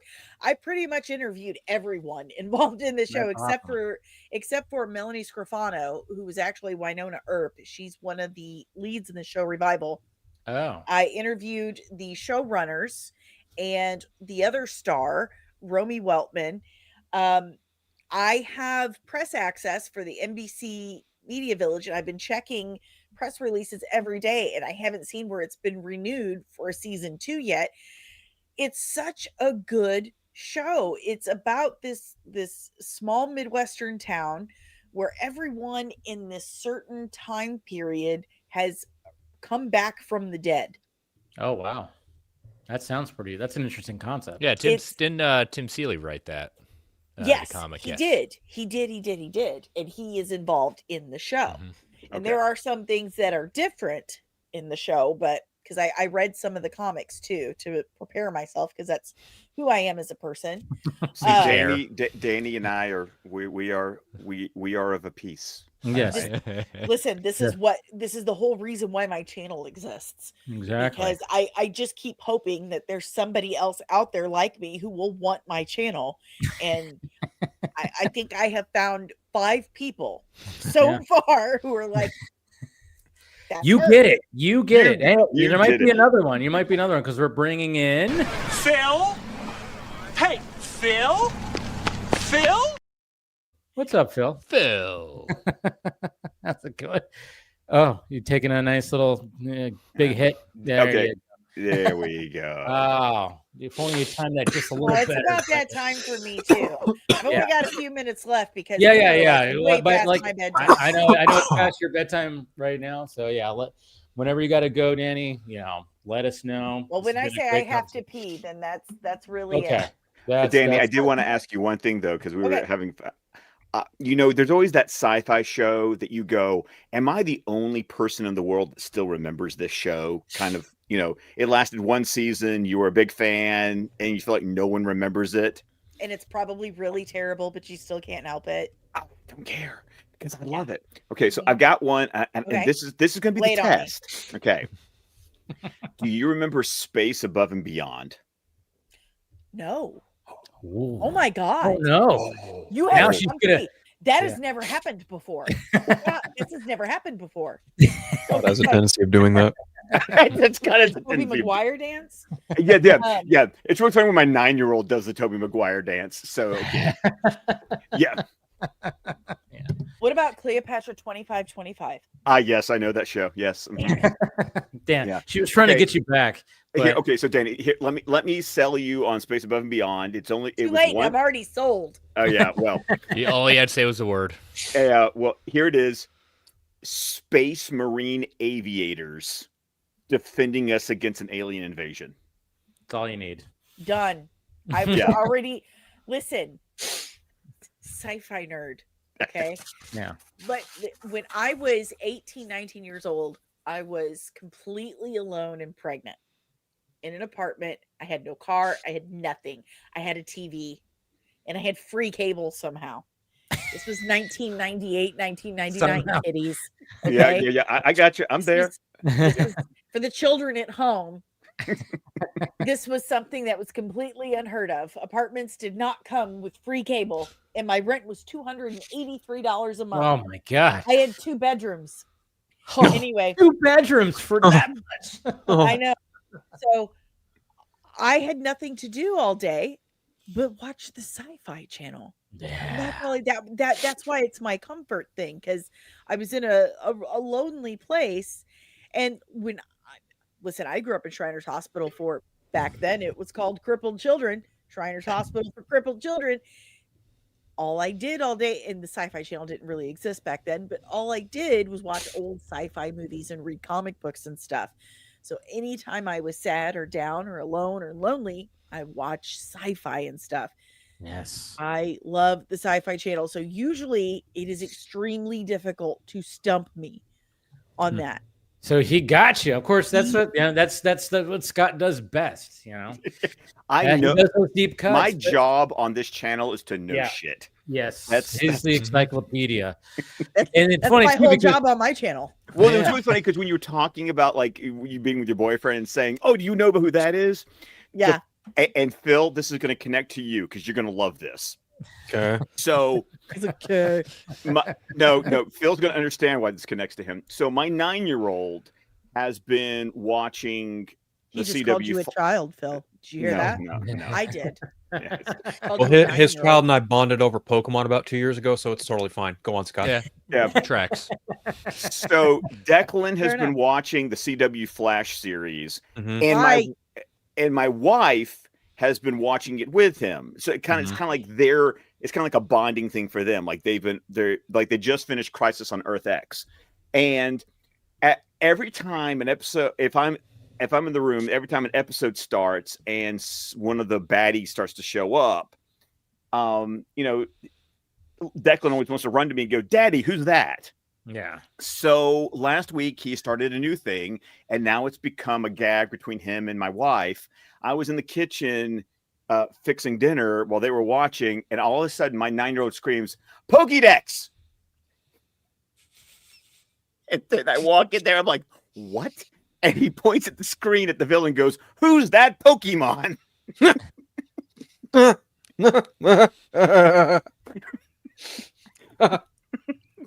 That's funny.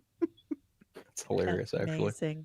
That's brilliant. He's the middle child, so it tracks. So I was just like, "That's amazing." God, and he does that. Like, that's my 9-year-old. He's got that dry, like, "What the fuck did you just say?" Yeah. 2 to 3 more years to let that child watch that trite stuff, but then you need to find him better quality Oh entertainment. no, I've I'm always just shown him saying. better quality stuff, but this is what he's. But see, everyone else here knows, but like every member of my family has been assigned a Justice League member. That God we've love you. so like Sorry, that was involuntary. it's fine because like Reflex. my wife is Wonder Woman. I'm Batman. When my first son was born, he was literally born the same week, within 2 days of when Action Comics the anniversary of Action Comics #1 being released. So he came home in a Superman blanket, and then Declan became the Flash because he loved to run around. We even have a picture of him in a Fair Flash enough. costume when he was 3, and we had a friend out of the goodness of his heart photoshopped lightning and a blur behind him to make him look. And then my youngest is Green Lantern because we're running out of Justice League members, and he Fair has enough. like embraced it. So every single and they each came home in a blanket of that material, and they have like nap mats and backpacks that match their assigned character. And so Flash is Declan's. So yes, I understand. I stopped watching the show in the middle of season 6, but he's 9. Yeah, He's enjoying it. It It actually works really well for a 9-year-old. At least it's not Barney. Oh, trust me, no. And at least it gets him off of YouTube of watching the talking head videos, as we call them. And it's like you're watching something with a plot. And you know what? Story. I will take that over talking heads. Yeah, going through that with my nephew now. It's my daughter is my youngest. My baby is 17 now, and since she was, much younger, we told her, you know what, this reality TV stuff, top model, whatever, all this shit. No, I don't want you watching that. What? Why? Garbage. It's garbage. And Yeah. I feel like it's addicting you to drama and stress. It's Mhm. making you think that this is normal behavior, and it's training your brain to just be addicted to that chemical reaction. Not to be a crunchy mom or whatever the hell they call it, but I just think Granola. it's whatever they call it. I think it's weird. I think it's weird, and it's training you to think that this is normal behavior, and it's not. And plus it's killing entertainment, and it goes against all I believe in. So turn that off. Turn it off. I mean, like, it's funny too, because I just saw on my feed that there was like a clip from like the recent Kardashians where you saw that too, where a doctor is telling Kim Kardashian that she has low brain activity. The shit you say. I posted a GIF that said breaking news, fork found in kitchen. I saw that tweet. Water is wet. I wanted to respond the same thing with Perry White going water wet. Yeah, I know. I was like, yeah, we kind of already figured that one out. I'm so glad I'm not on Twitter anymore. Oh yeah. Oh, yeah, if it wasn't for Twitter, I wouldn't get any viewers. Sure, I get it. But yeah, I saw that and I went, oh yeah, there you go. That definitely checks out. Happy face. Yeah. The look on her face was like. But her TV show's been renewed for a second season. Oh my god! Oh yeah, the one that got like nothing but bad reviews. Yeah, I don't understand it because it got a lot of ratings. Because people watch that trash. Glenn Close, like what dirt do they have on Sarah Paulson? Sarah Paulson. Sarah Paulson. I got a mortgage to pay, it's unfortunately, Ryan in Murphy. Hollywood. It's Ryan Murphy. Oh yeah, it's right. She always works with him. But Glenn Close, honey, what bodies do you have that they know where they're buried? She's got boiled rabbits somewhere. Boiled bunnies. If you know, you know. Come on.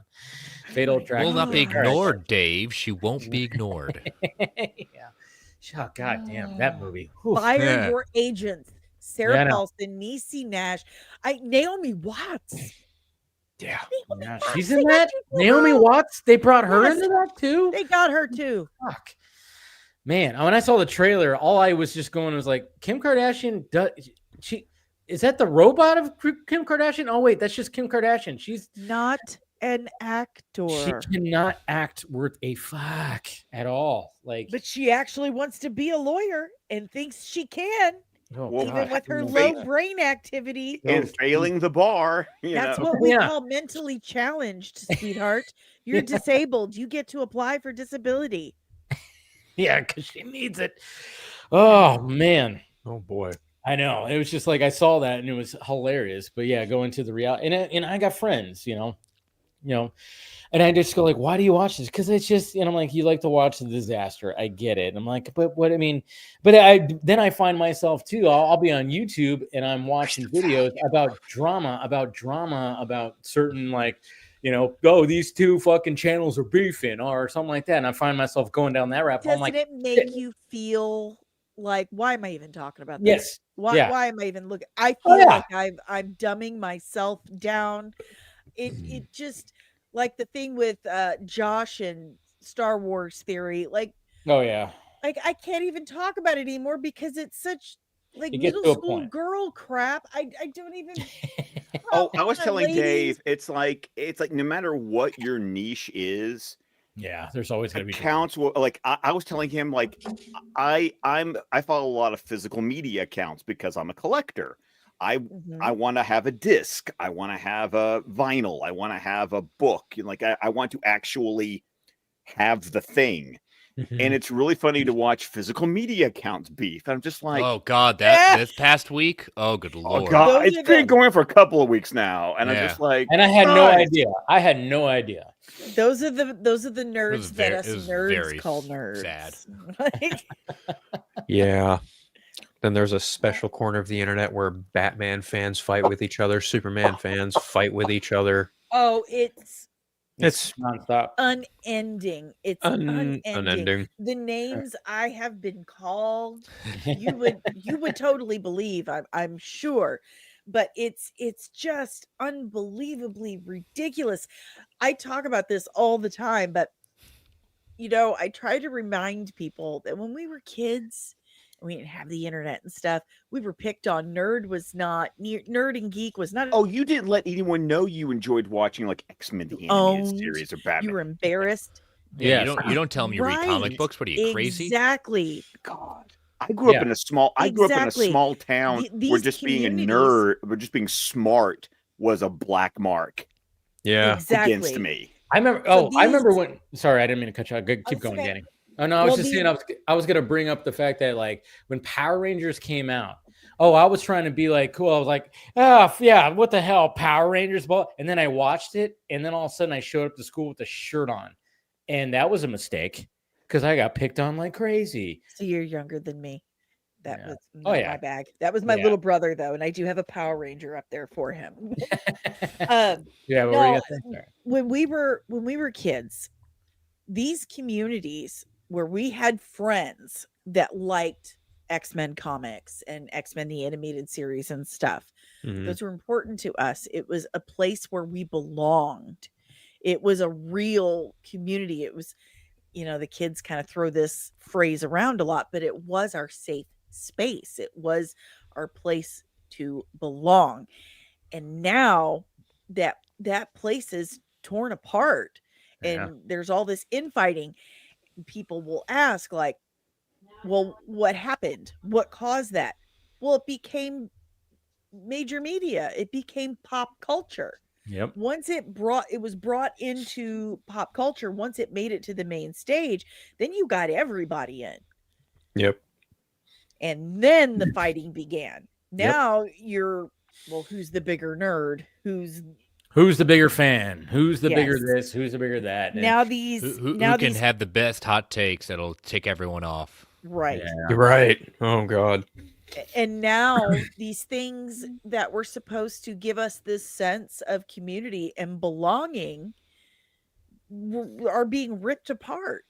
And it just makes me sad. Well, and to the point that like I did a podcast for 8 years and I really enjoyed it. And because of it, I met all the people you see on screen. If I hadn't done that, I wouldn't have met anyone.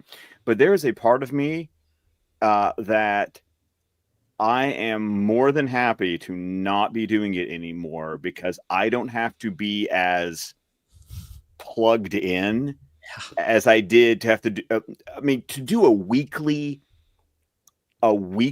news and review podcast I mean, you had to be like, you needed material for the show. I did, these guys would see my show notes to see like it took all week to construct the show notes to do 1 hour worth of podcasting.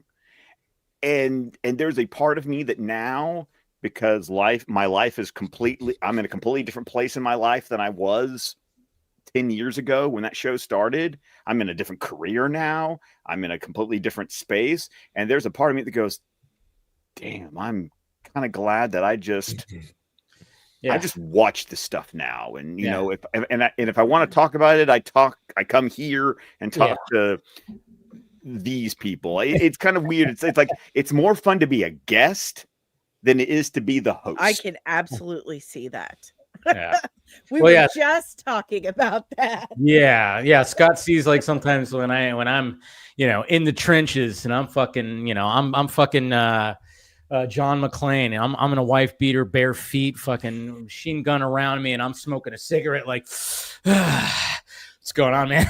Like, it's like, and then he just sees it through that, and he's like, yeah, stay away, I got it.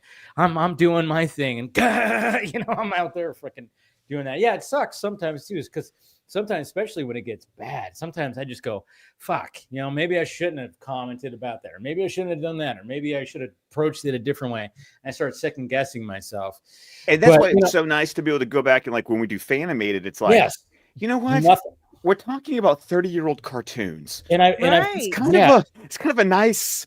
Like, and I've told you about that before too, where it's like there will be times where because it'll happen on Wednesday, and when I was doing like a regular stream, a members only stream, and then I was leading into DC Fanimated, but it was almost like when I got to DC Fanimated, I went, all right, we're just gonna talk about Batman for the next hour, pour some wine, I'm good. And it was like, we're not going to talk about any of the shit that's going down on the fucking, timeline. What did Zach post? What did, and I feel like that now too, where it's just, 40-year-old men watching cartoons we watched when we were 10. Oh, this is the so life. Much fun. Yeah. Genius. Yeah. But fun. A lot of the problem these days is people aren't three-dimensional anymore to a lot of people. I won't say to everybody, because that's just not true. It's a generalization, and it doesn't fit. Hyperbole and all the words. Oh, I hate them. Other words as well. Ugh. But they're not in their monkey sphere. That theory, the monkey sphere theory. They're words on a screen. They're one-dimensional to them, so they will hurl all these insults and things, and they can be hurtful. And there have been times where I have really, really held back and not truly been myself, because let me tell you something, and I know that this is cliche to say, but it doesn't make it any less true. It is really difficult being of the female persuasion in this job, in this community, because the very first thing they come for is my appearance. I've been told I have a big forehead. I've been told I'm fat, I'm old, I'm ugly. I'm like, well, let's talk about things I don't already know. Like, seriously, you think I don't know I'm old? Come on. And that's one of the things too, is like, like strangers you'll never meet that are just somewhere that are beating their keyboard will say the thing that you notice about yourself, and all of a sudden it's just like, oh, you cut me because this is how I feel. And it's like there's not even a profile picture, and it's user one. And then the beauty of it is then when you actually are in the same room with some of these people, they won't say fucking shit. Oh no, and that's happened, especially and that's happened to us. Yes, that's happened to, like, being in this Snyder community when I've but I will say, like, the last time, I know I did. Hey, we're gonna say it. I'm gonna say it. But the last time, but that's what sucks too, is like when it does bleed into reality. And of course I've said the stories and stuff, but even like when I went to the director's cuts of Rebel Moon, for some reason I was like, that was the first time I felt like, this is weird, because that group right there, they hate me. Literally, when you see the group, it's a group, and you're like, there's those guys. Yeah, they hate me. And I'm still talking to people, and people are coming up to me because, and it was, which is always surreal. And they're like, "Hey, film junkie," and stuff like that. I'm like, it's cool. And I love that. But it was, I think it was just because there was nobody from my little group that was there, It was just me, and there was like nobody else. Like when I went to part 1 and part 2 of the Rebel Moon, there was other people that were like within, at least part of the circle that were there. But when it came to the director's cut, there was like nobody. And I couldn't get anybody to come with me, like of my own world, no friends. So I was just showing up by myself. So I'm just standing there. And then of course I'm seeing like some of these guys, and they're like in a group. And I'm like, man, that whole group right there. And they're surrounding Zach. So I'm going, well, I'm not going to cut in and try to say hi to Zach because all those guys are there. And it was just like, I said hi to Debbie from a distance. That was it. Didn't say hi to Zach or anything because those guys were just fucking swarming him during the intermission. And I'm going, yeah, I don't know what the hell these guys are going to do, especially that one guy. And I'm like going, I don't want to, have any kind of scene be caused because, yeah. And once again, you sound rational and yeah, not stalkerish and logical. Yeah. What were we going to say, Scott? Oh, I'm just saying, and the sad part about all of this, and Danny brought it up. It's like we love this stuff. Whatever the stuff is that you love this stuff because it makes you happy. Mm-hmm. And it used to be a time that you bonded with other people purely on the fact that this made you happy, this made them happy. So let's be happy together in the thing that makes us happy. And that is just that it's just gone. The thing that brought us together is now the thing that tears us apart. But luckily we've, like I said, this is what, the Vodka stream, doing this stream for 5-6 years now. That's like, and it's great that I've met Phil in real life. Phil was down here in the summer, and we got lunch and we went to a comic book shop together. It was great. And Scott, we've met in real life when it came to the full circle. I haven't met Chris yet. Chris, you gotta make it. I know. I'm working on it. I'm working on it. Yeah. And then it would be nice to meet you, Danny, in real life, because there's something about we have our like own thing where where it's like, we talk through these screens, but man, there's something. I remember at the Full Circle, the Zack Snyder Full Circle event after BBS, Danny, we like rented out like an Airbnb. So Scott was there, Phil was there, some of the other guys that were part of this group. We were all there, and I had the intention. I brought my computer and everything. I'm like, oh, let's do a fucking stream, and let's do like a live stream. But then we got back and we were just drinking and just fucking talking and just hanging out. And there was like no cameras, no nothing. Our phones were away. We just were just hanging out. It just didn't happen. We didn't shoot anything. And it was kind of cool. Like I was actually happy about it. Why don't we just pull all of our paychecks for the whole year, get a box truck, put our faces on it. Yeah. And just drive it around. Why not? I like it. I think that will work. And then let's just do that. Yeah, just drive it around, be like, hey, this is why don't people like us now? But yeah, it's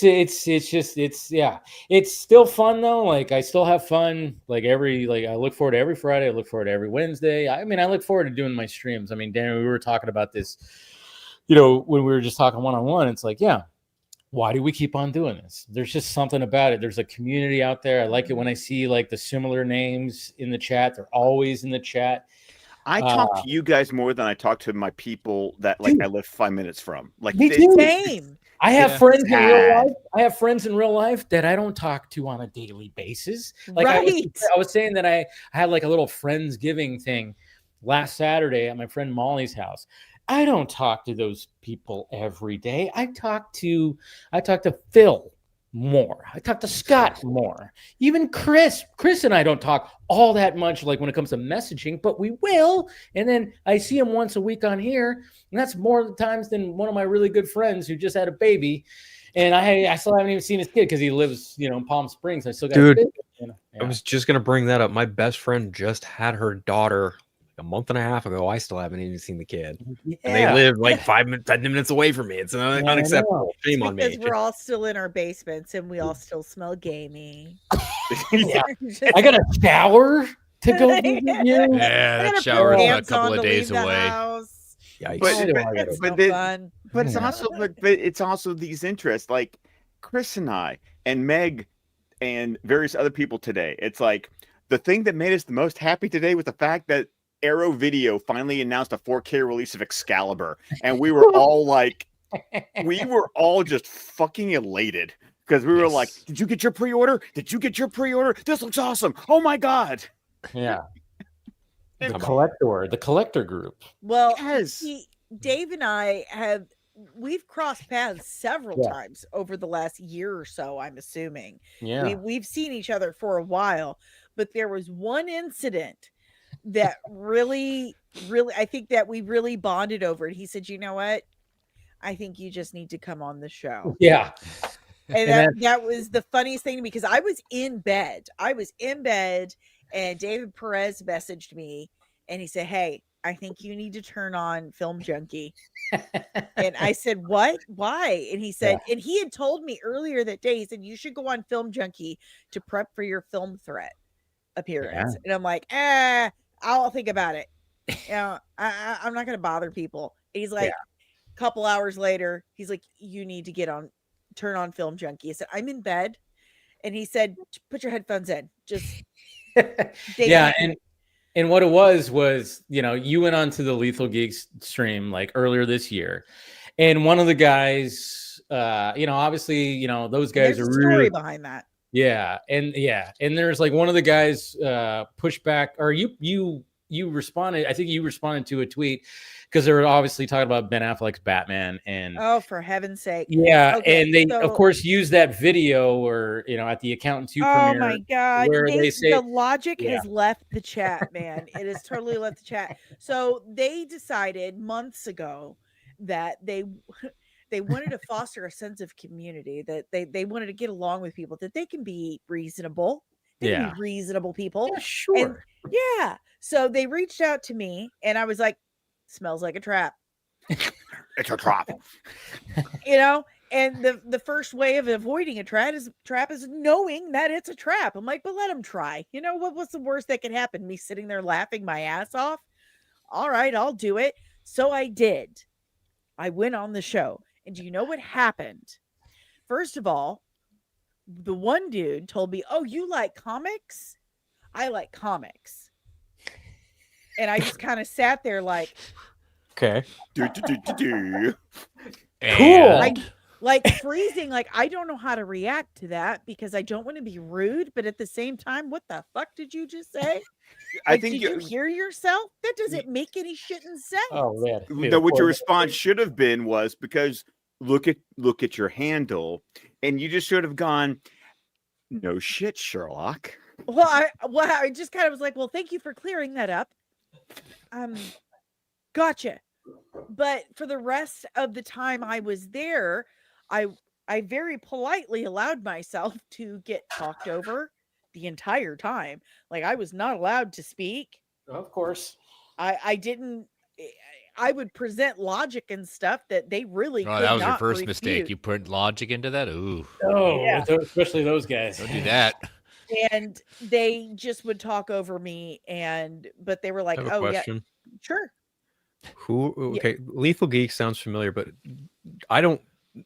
Dave knows this, Scott knows this. I could give a rat's ass about some of these people, but I may have seen some names in passing. Oh, you'll know exactly who these guys are. They're the ones who put their logo on the box truck, and parked it on Wall Street, and put Henry Cavill's face on it with their logo and everything, and told everyone to watch their stream on the day that Superman premiered to try and trash James Gunn's Superman premiere, because they really thought that they could take down the box office with their box truck.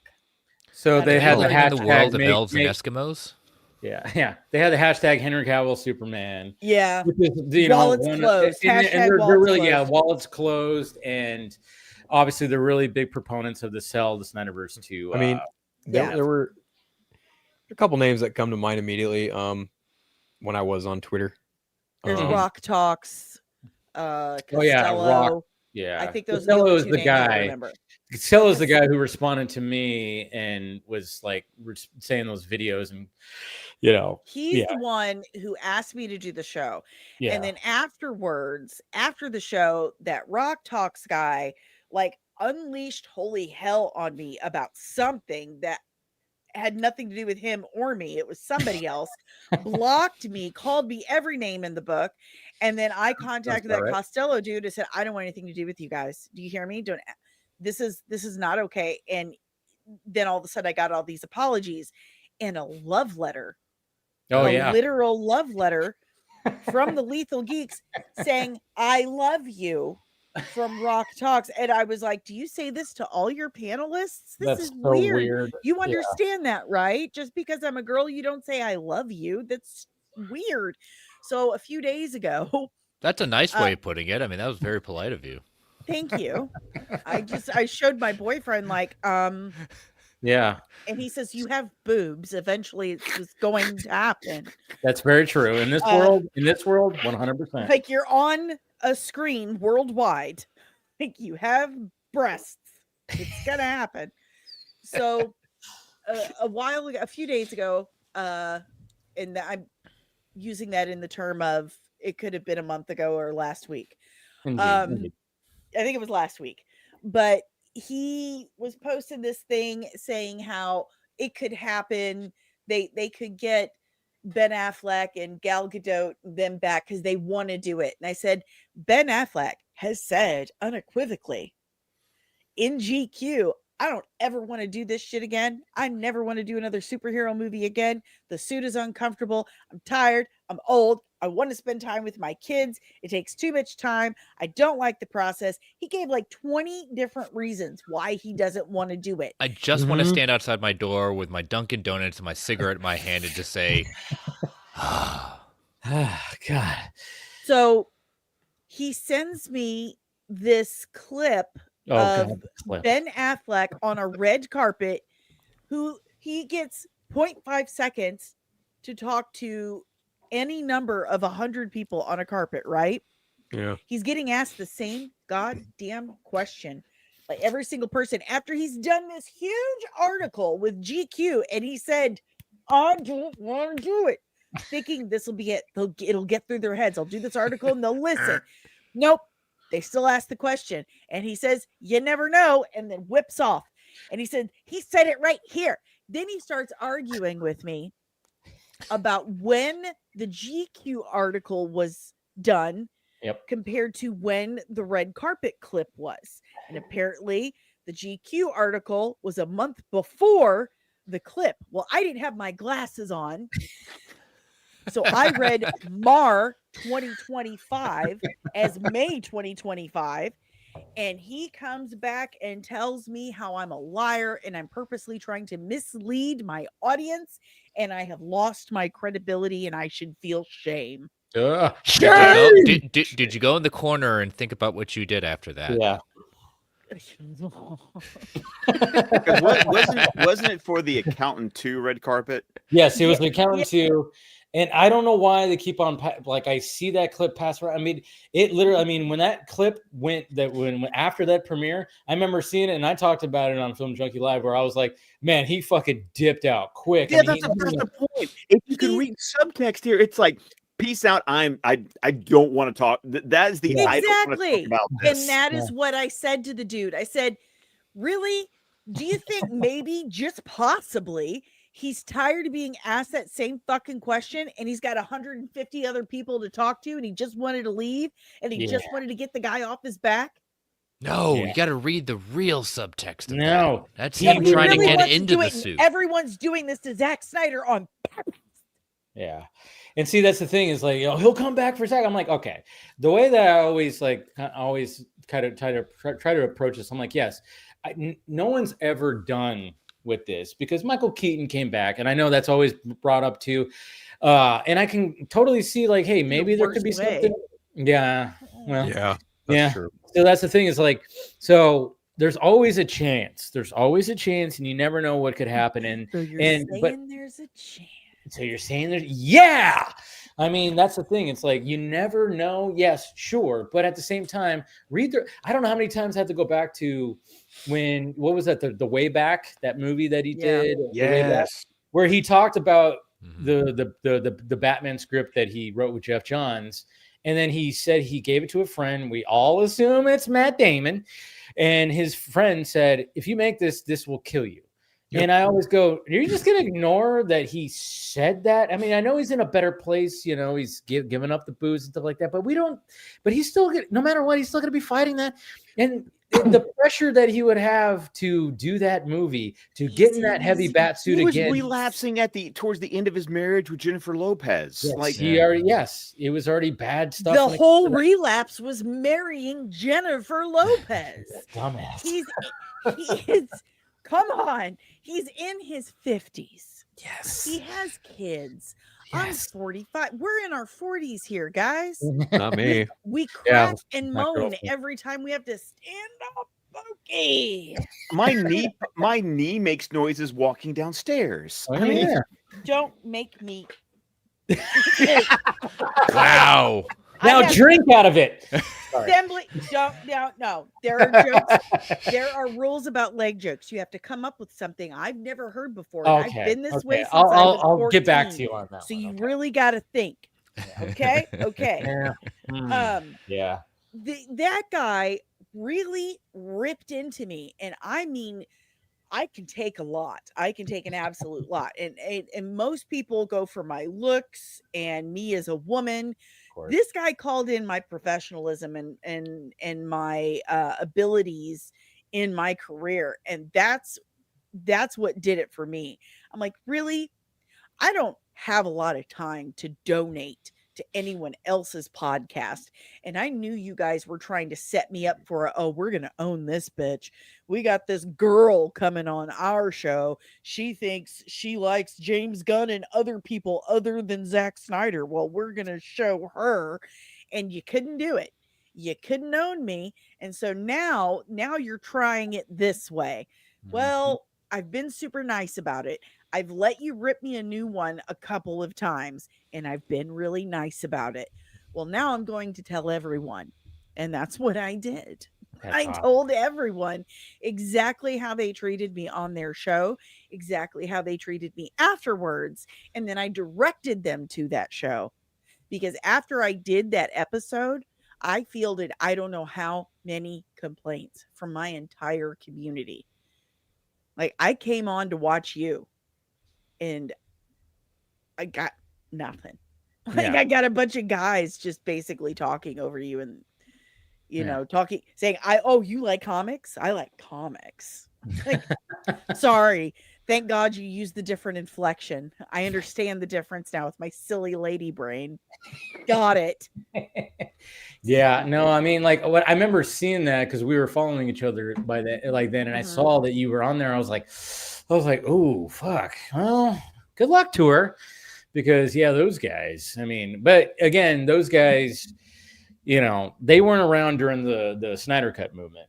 And I've pointed this out many times that a lot of these guys, especially the guys that don't like me, that now have channels and followings, you go look, you can go to their Twitter and type in Snyder Cut or type in everything, or you could just look at when they joined Twitter, and it was after the Snyder Cut came out. And it's like, oh, wow, you guys conveniently came after all this other stuff, and you're calling me the grifter. Oh, right.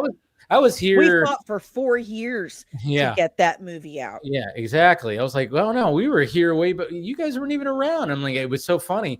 Look on their YouTube channel. I'm like, okay. And I'm like, oh, maybe the benefit of the doubt, you had a different Twitter handle, maybe. Sure, I'll give you that, but I don't think you did.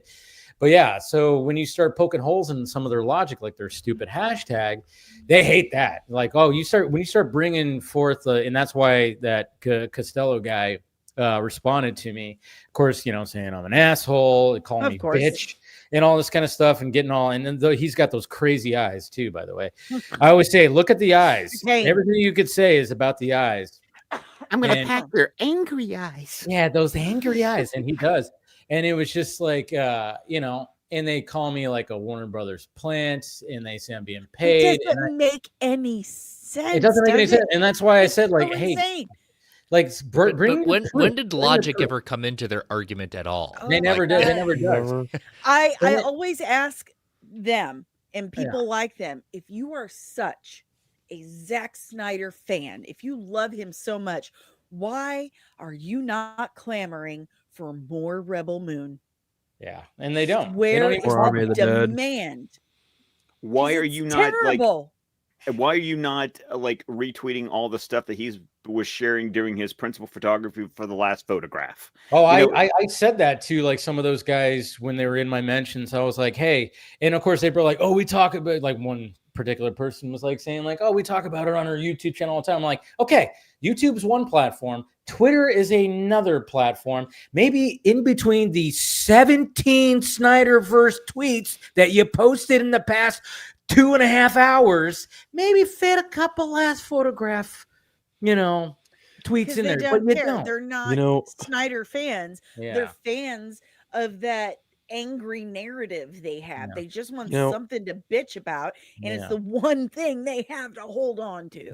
Yeah. When we were in Pasadena for Full Circle on Sunday, when the Snyder Cut credits rolled and questions were being asked, Ray Porter was the moderator, and I'll never forget this because I was literally in eyesight of Ray Porter as this was happening. He literally, points in my general direction, somewhere close to me, says, "Someone with a black hat, you have the next question." Well, I think the fucking clown's name is Ski Walker. Yeah, hi. Ski Walker. That fucking guy. clown. Yeah, hi. My name's Phil. I think you might know who I am. I really don't give a shit, but fuck you. Number one. Number two, he just stands up in a fucking Superman suit and just completely fucking proceeds to yell his question. Yeah. And you can see, everyone up there on stage is kind of like, we got to answer this dumb shit fucking question. This is the guy who followed me to the bathroom at the Rebel Moon. And him and Sil fucking followed me to the bathroom too. Me and one other guy. And he said, "Excuse Sil me, Joe." did? Yeah, dude, they're both fucking idiots. I don't give a fuck. Fuck them both. Come after me. Oh wait, you can't. I'm not on Twitter, bitch. Anyway, this fool stands up in a fucking Superman suit and goes, "Well, if there's any chance, it's not ever. It's just fucking more Netflix bullshit."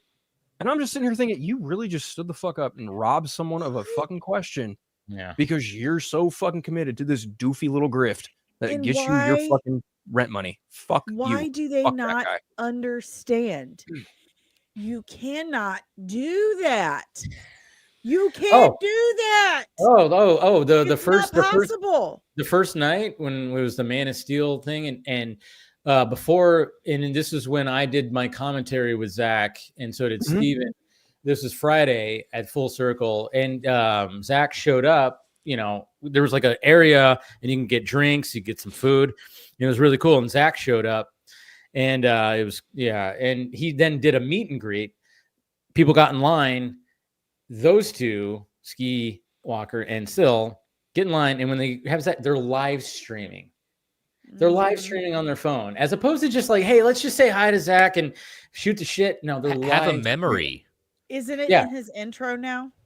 Probably, I don't know, but they're live streaming, and of course, trying to get him to talk about, hey, you want to, what if it goes over to Netflix? Even like in the BBS night when we all waited in line to get things signed by Zach and Debbie and all that, they got him to write "sell" on their poster, and it's like, god damn, guys, like, what do you? Well, he does encourage it a little bit. He does. I will say that. Like, but Zach is so nice that he doesn't. And yeah, I know like some of the stuff that when he likes it and some of the stuff that Instagram. And I know, and I get that, but what were you gonna say? Sorry. Oh, the Saudis. Yeah. I could post about the Saudis. Yeah, the Saudis. Here we go. The Saudis are going to restore the Snyderverse. What were we gonna say, Scott? Well, I was thinking about that moment because I remember being at that meet and greet. I remember, we were, having our drinks and all that, and I remember the whole group, we didn't get in the line. No, because at least some of us, you and Steven had your Man of Steel night.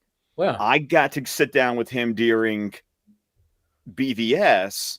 Yeah. And well, when Zach came out and I saw him, he literally came up to me and we did a hug. Cause I was like, I don't need. Okay, that's all I don't need it. But yeah, but the point was kind of like Chris said about making memories. It was kind of like, you know what? I wanted to let everyone like. I knew at that time because I'd already gotten the email because I was already like, I know I'm going to get something special, so I'm not going to hog the time that other people could get that. That was kind of my thing. And then I got my hug moment, like when I went to the Twilight of the Gods event in Atlanta last year. It's like you don't make everything about you. Yeah.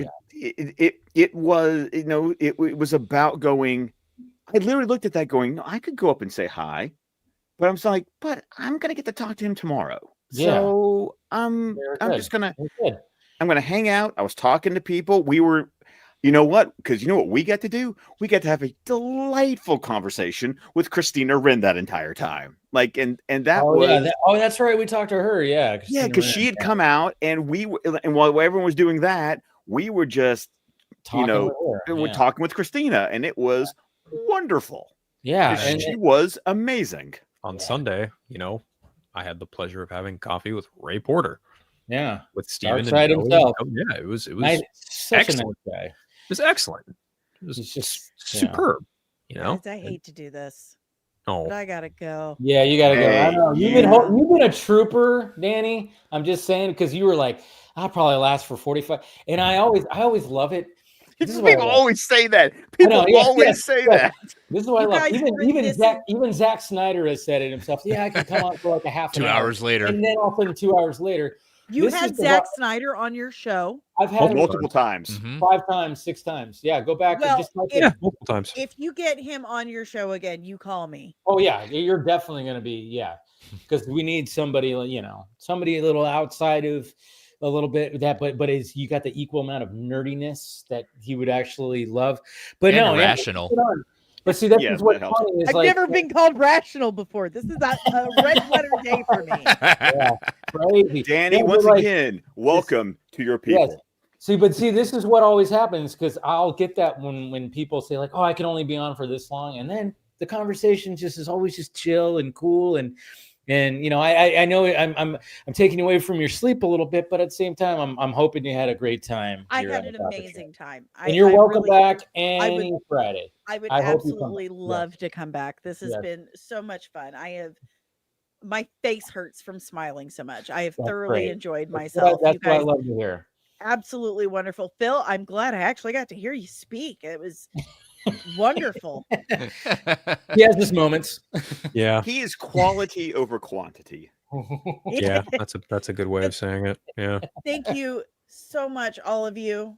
Yes. I really, really enjoyed it. You guys are pleasure meeting you. Scholars in gentlemen. And guys, follow her. Like I said, it'll be pinned. Her link is pinned in the chat, and it'll remain there for the rest of the night. It's also down below in the description. So please give her a follow. She does great stuff, and she's got a Franklin Richards video that's going to be coming out this weekend for members only, and then there you go. Yes, public on Thursday. So yes, I like Franklin Richards. I like Franklin Richards. Yeah, I don't know if I'm going to like Franklin Richards after I finally finish this because holy shit, what was I thinking? There's a lot of lore there. I know. 40, all right, 50, guys. All right. Thank you, Danny. Great. Bye, have a good night. Bye. See ya. All right. They're like, where's the button? I know. That awkward moment saying I'm trying to leave. I'm trying to leave. I know. It's like, all right. Yeah. No, she's great. She was great. Total, just a pill. I love that. That's a good term, right? What are they? Yeah, she's a pill. Yeah, yeah. I like sassy pants myself. That's yeah, sassy pants. Yeah, no. It was a long time coming. And then like I said, when she was going through all that stuff, which I wasn't sure she wanted to talk about those interactions, but I'm glad she did because again, like when I'm just talking shit and just pushing back against these guys, it's like it's a thing. But when you have somebody else, especially when it's a female, again, It's a lot harder. It's different because this is a very male-dominated space. You know, when it comes to all talked about what a sausage fest this stream can be. Oh, yeah, and it's we obviously when it comes to I don't think it's not an open secret, guys. Like women content creators have it way. Way. Oh, it's awful. Absolutely awful. Dude, okay. I don't know if you guys saw, but at TwitchCon this past year. Oh, yeah, I saw that shit. Someone got a lady streamer got assaulted. Like at her meet and greet booth. Like someone just came and fucking like tried to like make out with her. Yeah. Horrible. Yeah. Absolutely fucking terrible. Yeah. So like so it was just and it's like when I saw all that like going down, and I was like, see, I mean, that's the thing. I'm like, these guys, this is why I call out these guys, because they're trying, since we, this whole venture when it came to, which just a lot of us just fell into, like Scott and everybody here was just like, hey, we just like to talk about the stuff. But then we all just fell into the Snyder fandom. We just love what he was doing, past and during that time with DC. And then we all found each other. And so we were there from, when it came to. It goes back to what we were talking about with Danny, like when we were kids. It was, this makes me happy. Yes. I need to find other people who also, this is their happy place. So we could be in a happy place together. Yes. And that's what we found. And then, now, and I don't know how many times I said it, I was like, the further we get away from the releasing the Snyder Cut, the crazier things are going to get. And that's what's happened. It's gotten a little crazier. And, I could just ignore it. But at the same time, it's just. I do choose to ignore it. But that's like we were saying, you can do that. And I wasn't lying, where sometimes I'm going, fuck, should I even like do this? But then, and even sometimes where I'm like, it's time to stir the pot. And I don't try to do it like, extreme and just like go. I don't like to creep into any of these guys' mentions and start firing back like they do at me. Then they go into your mentions. Yes, exactly. And then I start, responding and stuff like that. And I don't have to. I could just completely ignore it. And some, and a lot of times I do. There's a lot of shit that I definitely do ignore, especially when something pops off, which is crazy. But yeah, when you hear, I remember seeing that she went on that, those guys' stream, and I was like, good luck. Hopefully it was a good time. That's my thought was, hopefully she had a good time. And it seemed, obviously at the time she was like, thank you for having me and blah, blah, blah. And I was like, all right. Seemed like it was fine and stuff like that. But then I'm like, I know these guys. As soon as you start pushing back on what they're putting out there, they just get triggered and lose their shit. And I saw the interaction with one of them, and I was like, see, there you go. True colors just got revealed. And I'm like going, why? There's no point in this. You guys are trying so hard to, they are desperate. They are desperately holding on to that sell hashtag. And so is that Ski Walker guy. They're holding on to that so hard. And I'm just kind of going, okay, so if it doesn't go to Netflix, what do you have? You have nothing. To the point, it's like you're diluting any sort of fans that you have to the point that you're such a niche group that you're not going to get anyone new, because you refuse to let anyone new in unless they see eye to eye with it. And the minute they smell something, oh, you're not there, oh, I'm out. Like, what are you going to do? It's going to die out. There's this litmus test of, you have to be the purest of pure. It's fundamentalism at its core, and it's once again, it's kind of like where I just kind of went, I get a whole lot less engagement than I used to, only because I just choose to broaden my horizons, and I don't. I have a core group of people who I go, you follow me because of me. Yeah. And that's what I've come to go. It's like, well, as long as these 10 or 15, it's like, okay, y'all actually care because you're paying attention, because I tweet some random thing, and who likes it whenever I say, this is the movie that I'm watching right now, and it's not a comic book movie. It's like, Exactly. You know, Phil is even on Facebook liking my stupid dad jokes, and I appreciate that. So. I know, and it's funny too. I think Meg posted something today where she said like, you know, when you post something outside, she was retweeting somebody. It was retweeting somebody. It was retweet. Yes, I liked that because I know that feeling. Yes, we've all had that feeling where it's like, hey, wait, you're talking about something outside of why I'm following you. Of the niche of what of the niche of what you're following, and it's a guy talking to a brick wall. It's like, yeah, because you send out that tweet that gets like 1 like. Yeah. And it's just like, yeah, you get nothing from it. Yeah.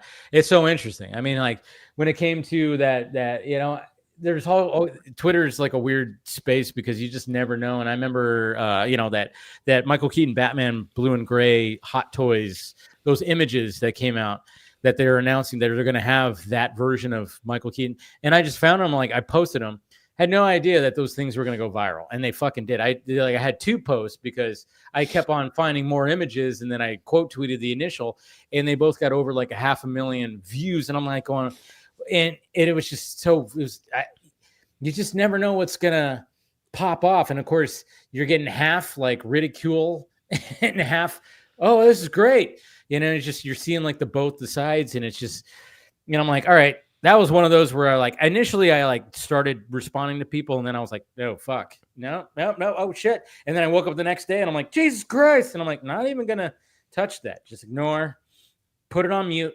conversation on mute. But it's just so fun, you know, and then, but again, of course I talk about it, put it in a video, and then I see the reaction on the different platforms, different reactions, which is that's what's so interesting about all this stuff, is seeing the different reactions on the different platforms, and how, you know, Twitter is just a cesspool. Let's just face it. Yeah. It is the wild, wild west.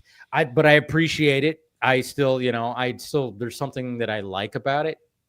And you know, it's my news feed and whatever, but let's face it, it's the wild, wild west. But it is interesting. Like when you see, you know, when I post something on Instagram or post something on Facebook, or I post something on, you know, TikTok, and then of course YouTube, it's an interesting thing to see the different platforms reacting, because Twitter, what I've kind of taken the approach, and I kind of took this advice from like a bigger like YouTuber kind of guy. He said he treated Twitter like, you post something on Twitter, something pops off, make that a video. And I went, that's actually pretty smart.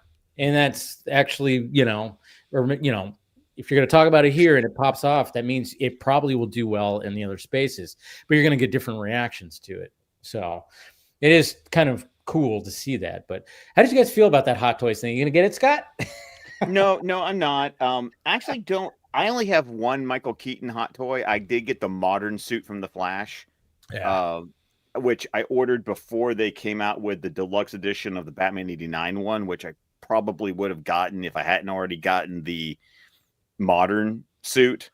I didn't like the color scheme for Keaton, so it was funny though that before you posted those pictures, I'd already gotten the email from Sideshow that, you know, because every time a new toy comes out, I'm getting an email. Yeah, so that's how the images get posted. That's how the images get, because the emails let people know, and then you go to the website, and then, I mean, the thing about Hot Toys on Sideshow is that, damn, they have like a 40-piece slideshow showing you all the goodies, you know, and so so it's kind of funny because I was like, oh, Dave saw that too, and because I was like, but I got the email that was like, I just thought it was, you know, I was like, oh, wow, they're actually going to make it in that suit. And and then you know, at the same time I went, yeah, it's a little weird. It's weird, but it's also a cool variant. Not cool enough that I'm going to spend Hot Toys money on, but it's cool enough to go, oh, okay. Yeah. You know, once again, we've talked about this. It's like I go back to the, you know, action figures, you know, in the 80s and the 90s, where you got the weirdest ass variants of everything. It's like, okay. My mom's somewhere in her garage, there's a crate full of Michael Keaton action figures where he's wearing a yellow suit, a gold suit. I don't know how many suits from Batman Returns. I got so many action figures from Batman Returns toy line that she's got a crate full of them. I even have the one where, hey, you can have Michael Keaton, and then you could put the cowl on him and the gauntlets and the boots and everything. It looked stupid. It looked stupid, but it was cool when you were 7.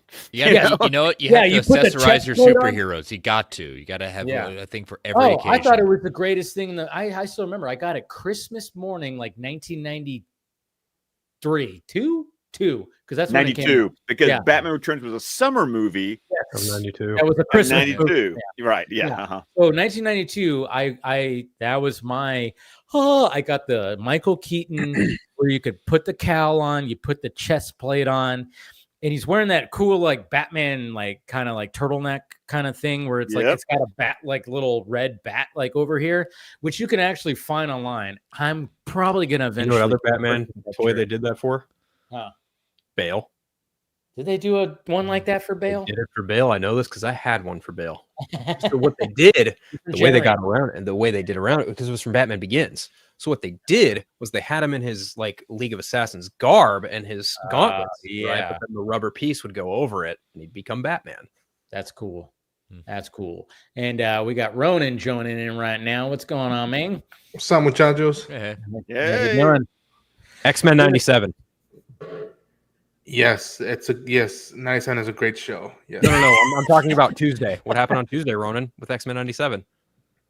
Yeah, you guys are weird. Yeah, you guys are fucking. I don't know what you guys are talking about. We played an elimination game of like 30 different comic book projects. Basically, everyone got to vote. Whenever it was your turn, you eliminate a comic book project. Mm-hmm. Well, one of our friends, Jake, eliminated The Dark Knight, and I was like, well, that one hurt. I'm eliminating X-Men 97. Ooh. That hurt. Logan heard it too. Yeah. That wasn't me, though. I know. I don't know. I think here's the weird thing that by the time we eliminated X-Men 97, it was pretty close to the top 5, if I'm not mistaken. It was the last 5. And it's like, even with recency bias, I think that show is going to have legs for the next few years. And who knows? I'm not saying it's going to rival Justice League or Batman Beyond or Batman, but with what it was writing in that first season and with what the performances did, I could see the argument of like, you know what? In a few years, people will be like, yo, that first season, I don't know how season 2 is going to be, but that first season.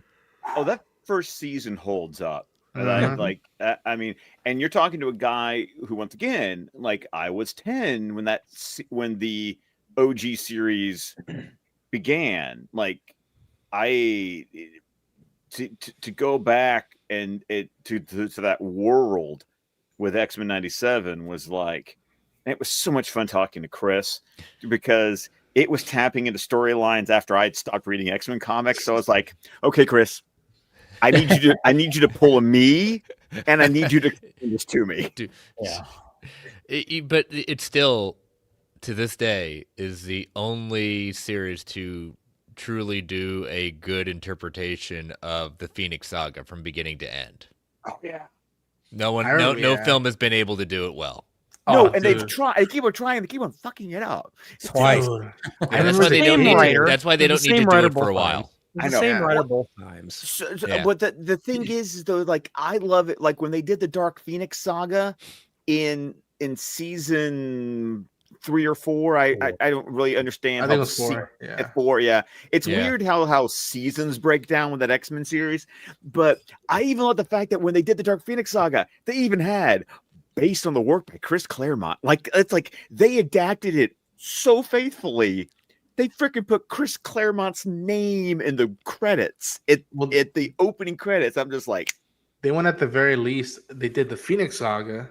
And then they did the Dark Phoenix Saga instead of having to just you got to build it all in 1 and 2 hours. Well, and there were episodes in between. Like Jean got to be dead, and like it's like they had a Scott got to be more mopey.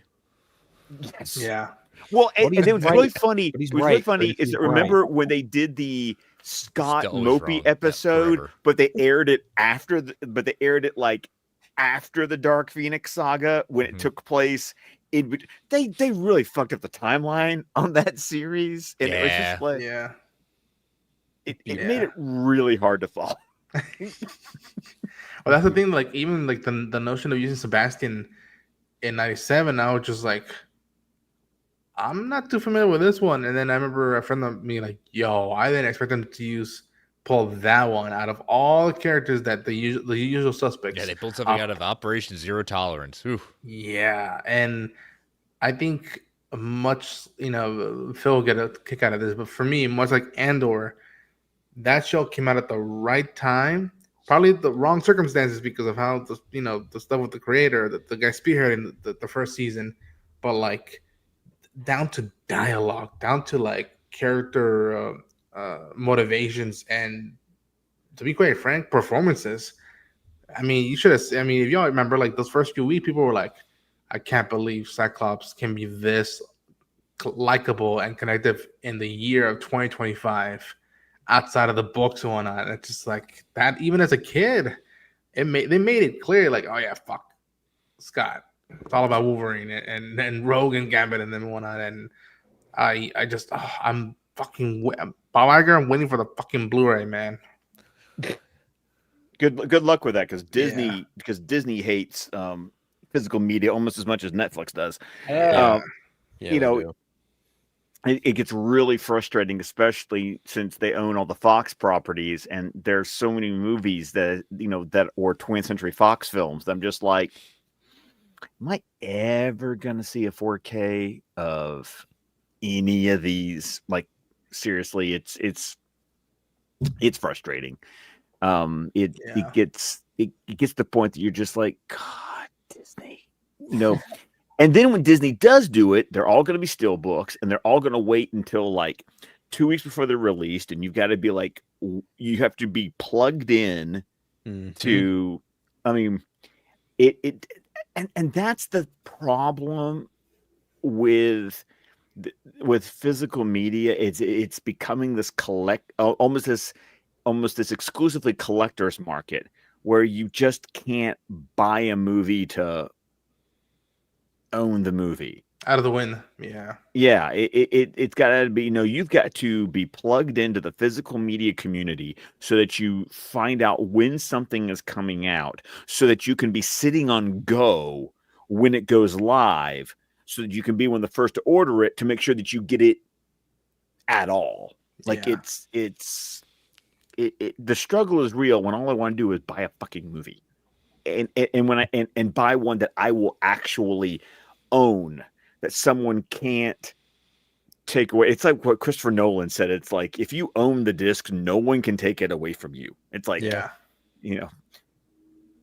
a lot of these traders go out of the way to like work on the Blu-ray to be like, that's as close as it's gonna get to what you experience in the movie theater. Like, not on streaming, not on digital copies. Like, the home release is the closest you'll get to what I tried shooting for in the movie theaters. And like, again, Killer of Killers, the Predator animated movie, like, I don't think they're ever going to give that a physical release. I hope so. I would like to own it. But now I ever heard people saying, just put it in Predator Badlands Blu-ray, put it as a plus, and you just have it so we can have it, a copy of it somewhere, instead of relying to go on online and putting a password just to watch and whatnot. And it's sucked that like that, and also very like not well known classic movies are now going obsolete with that. That, like, unless you find it on Tubi or something. Well, right, or like, I still talk about the fact that I've got like in just my son's room now, but my bookcase with all my discs are in there, and I still own like 2 shelves worth of DVDs, because these movies were never released on Blu-ray. Oh yeah, same. Or 3 boxes of DVDs. And it's like, I don't watch the DVDs, but I'm not getting rid of them until somebody decides to finally, like, some movies are skipping over the Blu-ray and going straight to the 4K release, but it's like, but I have all these DVDs I'm not getting rid of until somebody decides to, like, make that happen. So I got same issue, but one that I will not get rid of is I've got the Star Wars DVDs that still have both the special edition and the original and the theatrical version. Yeah, because they don't make that anymore. It's just it's so I'm never selling them, never getting rid of them. And those things go for at least $300 a pop. They're valuable. Oh, well, it's kind of funny that like I remember when I showed my boys the theatrical version of episode 4, and people were like, "How are you doing this?" And I'm like, "It was called 2003, and I bought these from Best Buy." Yeah, it's like it's the one time. It's literally the one and only time the theatrical version was released on any format outside of VHS. Yeah, and it was as a bonus disc. And when it comes to like physical, and we talk about Netflix, and I don't mean to bring it back to, the whole Netflix discourse and everything like that when it comes to some of the, but I saw a tweet, I think it was yesterday on my For You side of Twitter. And it was one of the guys, of course, pushing the sell Netflix hashtag. And, because that's a grievance that, that is something that we've put out there that, hey, if Warner Brothers goes to Netflix, what happens to theatrical and what happens? And obviously Netflix does their thing where they put out certain movies, and they get the awards recognition and they do all and, it's funny because when I saw this, people were like, yeah, these guys are trying to create a narrative and stuff like that. I'm like, we're not just talking about DC, okay, in the big movies. We're talking about the entire studio, the entire IP and new movies that are smaller. We're not just talking about DC. Like when there's like saying stuff like, oh yeah, 100%. If Netflix bought Warner Brothers, they would put the big movies out for probably a good amount of time in theatrical, and they probably would give, because I think Frankenstein, Del Toro even said there are getting a physical release of Frankenstein. There are those exceptions that they do it. But it's not going to be for all of it. It's only going to be for occasionally here and there. Films. Yes. And you know who is a living example of that? Amazon. Yeah. Because when Amazon bought MGM, you've got Amazon MGM movies that do get released in theaters that are either more blockbustery or have more awards recognition kind of thing. But smaller ones go straight to streaming. Like they just pop up on Prime Video, because that's what I've been doing for the past couple of days, as I've just been digging through Prime Video, finding all these streaming only releases that I'm just like I watched a movie today. I watched Deep Cover with Bryce Dallas Howard and Orlando Bloom. Fun little idea what that fucking movie is. Yeah. Came out in June. And I just now, like, it looped back around in my For You page. Yeah. And I think I kind of remember hearing something about it back in June, but life was crazy in the summer. And for me, that's my problem with streaming only releases versus theatrical releases. Theatrical releases for me garner my attention. And then because they're in the theater, I have to make an effort to go, to plan. When it's on streaming, there is nothing there that grabs me by my nose and goes, "Hey, Scott, watch this," because it's just there. And, I have this is going to be weird, but I'm married with kids. It is easier for me to watch something that needs me to get out of my house to go see it than something that, frankly, I can wrestle the TV away from the other 4 people living in this house to let me watch it. It's easier for me to go, fuck this, I'm leaving. Yeah. That's how I see things. I mean, like yesterday after, I had, Thanksgiving was yesterday.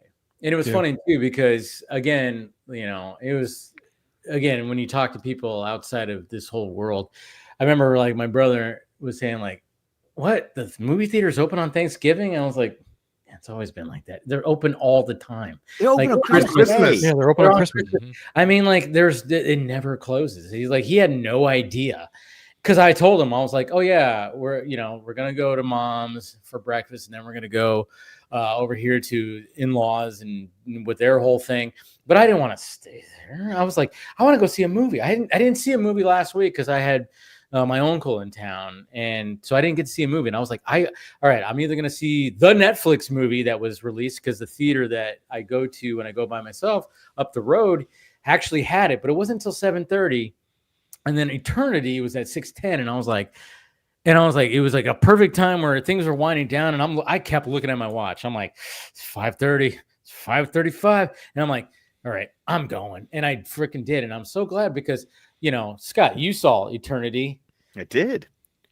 Good fucking movie. Very good movie. I really enjoyed that movie. You reflected on some things that I said, which was there was those concepts, those ideas to get introduced. And you were like, yes, because we talked obviously DC Fanimated after. I think it was post. It was post. And I asked you, and you said, yeah, there's those concepts, and I was like, oh, that's what fucking Scott was talking about. If we could have spent more time, there's those certain concepts. I knew exactly as I saw them.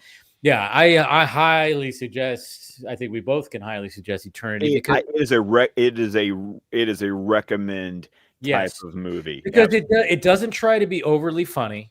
It's funny on its own regard. But like, you will chuckle. Like you will get some good laughs. There's not going to be like any time where you're like maybe going, you know. No, there's none of that. But there's but there's like the chemistry between the three mains. And well, just even you know, goddamn the counselors and everything. You know, it's a well thought out movie where it's got cool little afterlife concepts. And it's just, I don't know. There's gonna be moments where you're gonna feel like a little choked up, you know, too. It's gonna make you think. It's gonna make you think, and that's what I was one of the things I was saying. Nothing wrong with that in a movie. Because it really asks the question, is like, would you want to have the spicy relationship where it's like hot and heated, or would you want to have the relationship that has been around for 65 years, that you're comfortable, but you bicker and you're this and you're that, but you built a life? You know what else it is? And this is how I interpreted it as well, is what's deeper? What, loving how you remember someone or loving who they are? Yeah. And it asks that question. I mean, and the way that it all plays out, and we won't give any spoilers of like, you know, what the outcome is, but it does it in such a great way where you go, oh fuck, I totally understand. When the credits start rolling, I'm like, yeah, totally understand, you know. Yeah. And I related it to a movie that didn't. I was shocked how it wasn't received well. But there were ideas being played with in Eternity that I felt the same way in watching A Big Bold Beautiful Journey. I haven't seen it.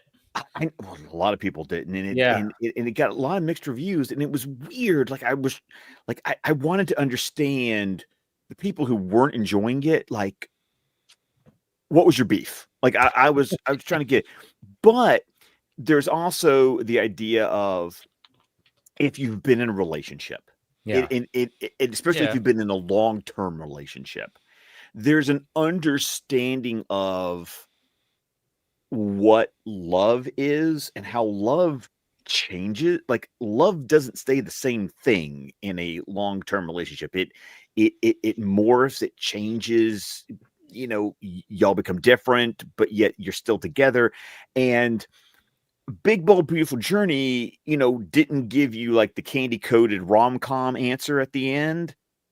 And I feel like Eternity does the same thing. Like it acknowledges the complications in relationships and doesn't try to sugarcoat it to make the medicine go down. It's like, it could be different. It could be a little gray. And I don't know, as I get older, you know, and I'm coming up on 17 years of marriage, you know, it's one of those things that you go, I appreciate this. I appreciate acknowledging, you know, what life is really like, you know, and what love is.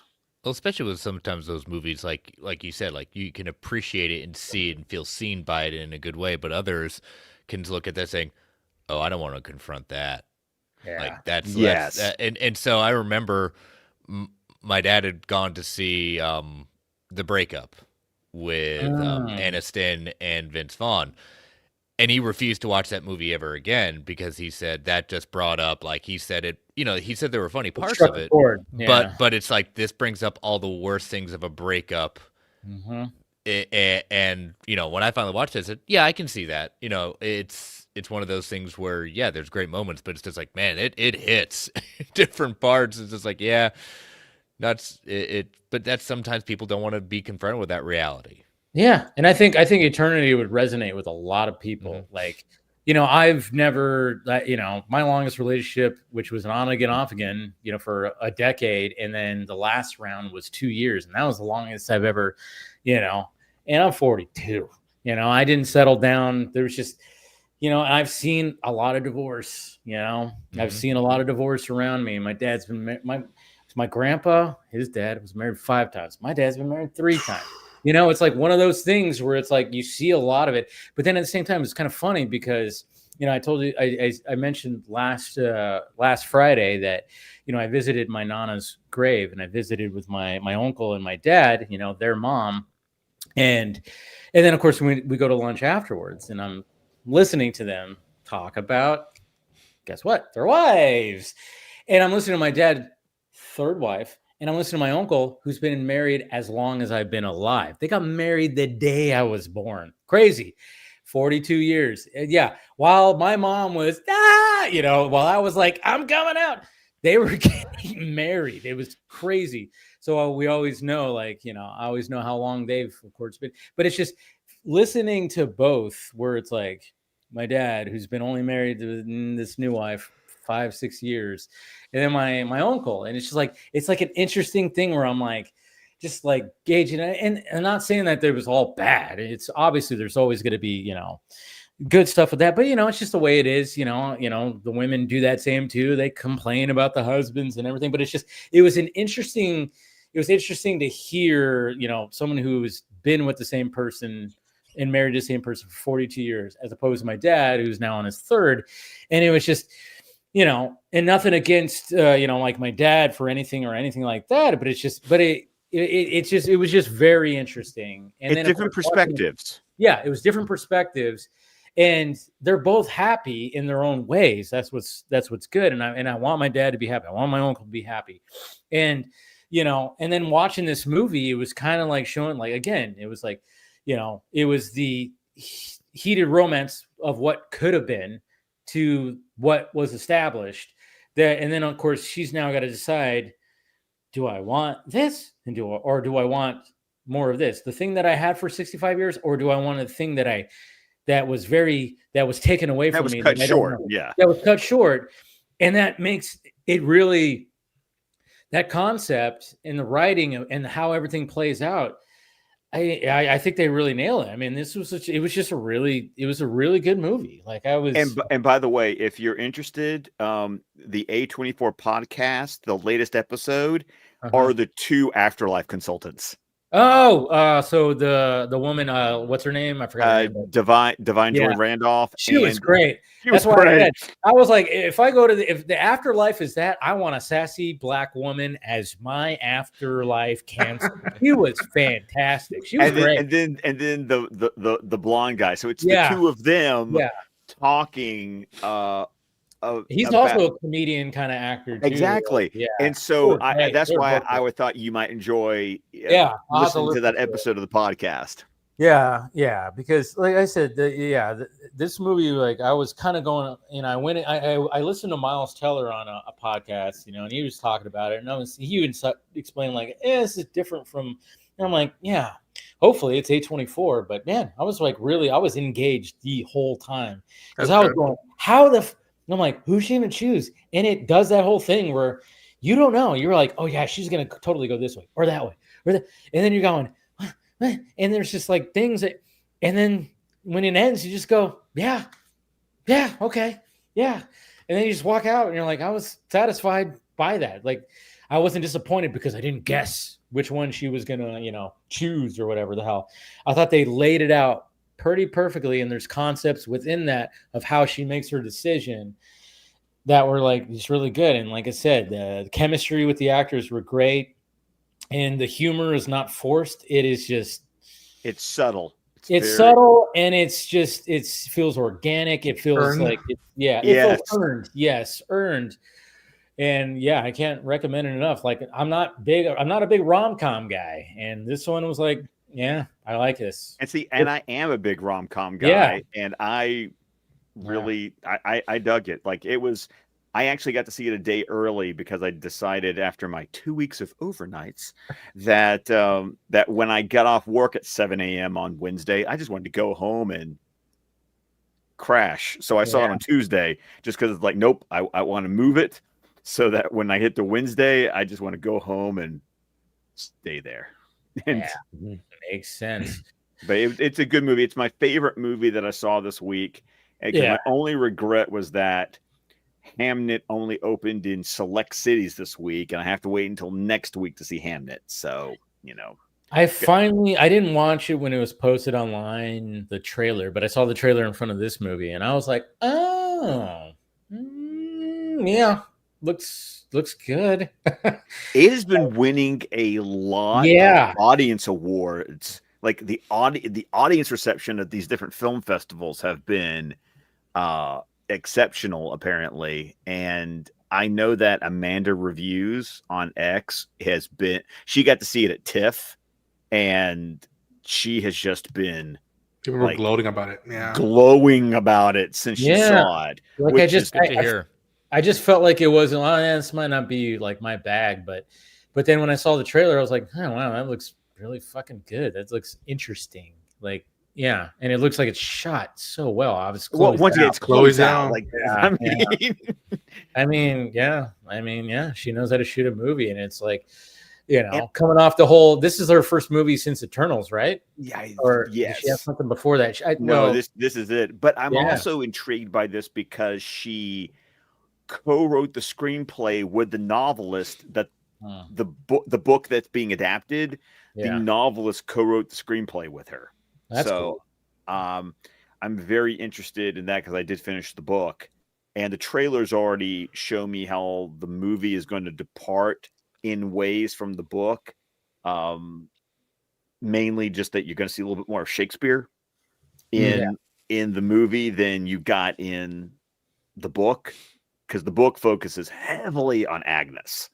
So his wife, right? Yeah, which I know a lot of people are like, well, isn't his wife's name Anne Hathaway? And the author explains in the novel that that's how she's known, but in the will that her father wrote, he named her Agnes in the will.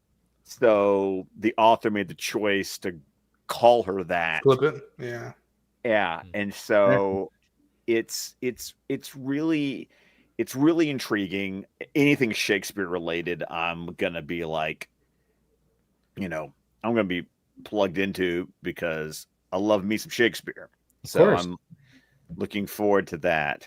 It does. It definitely does look interesting. And what even comes out this coming week? I know the Kill Bill double. That it's Hamnet and then the Whole Bloody Affair, because that's what I'm seeing next weekend are those two movies. I need to catch that. So I'm kind of, maybe I'll just, I'll probably go see Hamnet. I'll probably see that then, because I plan on, I think Saturday, like one of my friends, she was like, we got to see this. I was like, all right. So I might hopefully go see that, because I definitely want to see that whole thing together. Because, and then 20, what is it like? No, it's like 6 minutes, 7 minutes of extra animation. 7.5 minutes of an additional animated sequence. The runtime of the Whole Bloody Affair is 4 hours and 35 minutes. There is supposed to be a 15-minute intermission. Of course. But it's not going to just be like, here's part one, here's volume one, intermission, here's volume two, because they do edit the ending of volume one and the beginning of volume two differently. To reflect the fact that they're not two separate movies, that it's just two halves of one movie. Would one call it One Bloody Affair? And one might call it one bloody affair. Yes, they but I mean, if they were to put the intermission like right in between the two parts, it would be like it would just be like watching fitting purpose. Yeah. I love the fact that when like I want to see the splicing, I like to see the edited and how they splice the two together.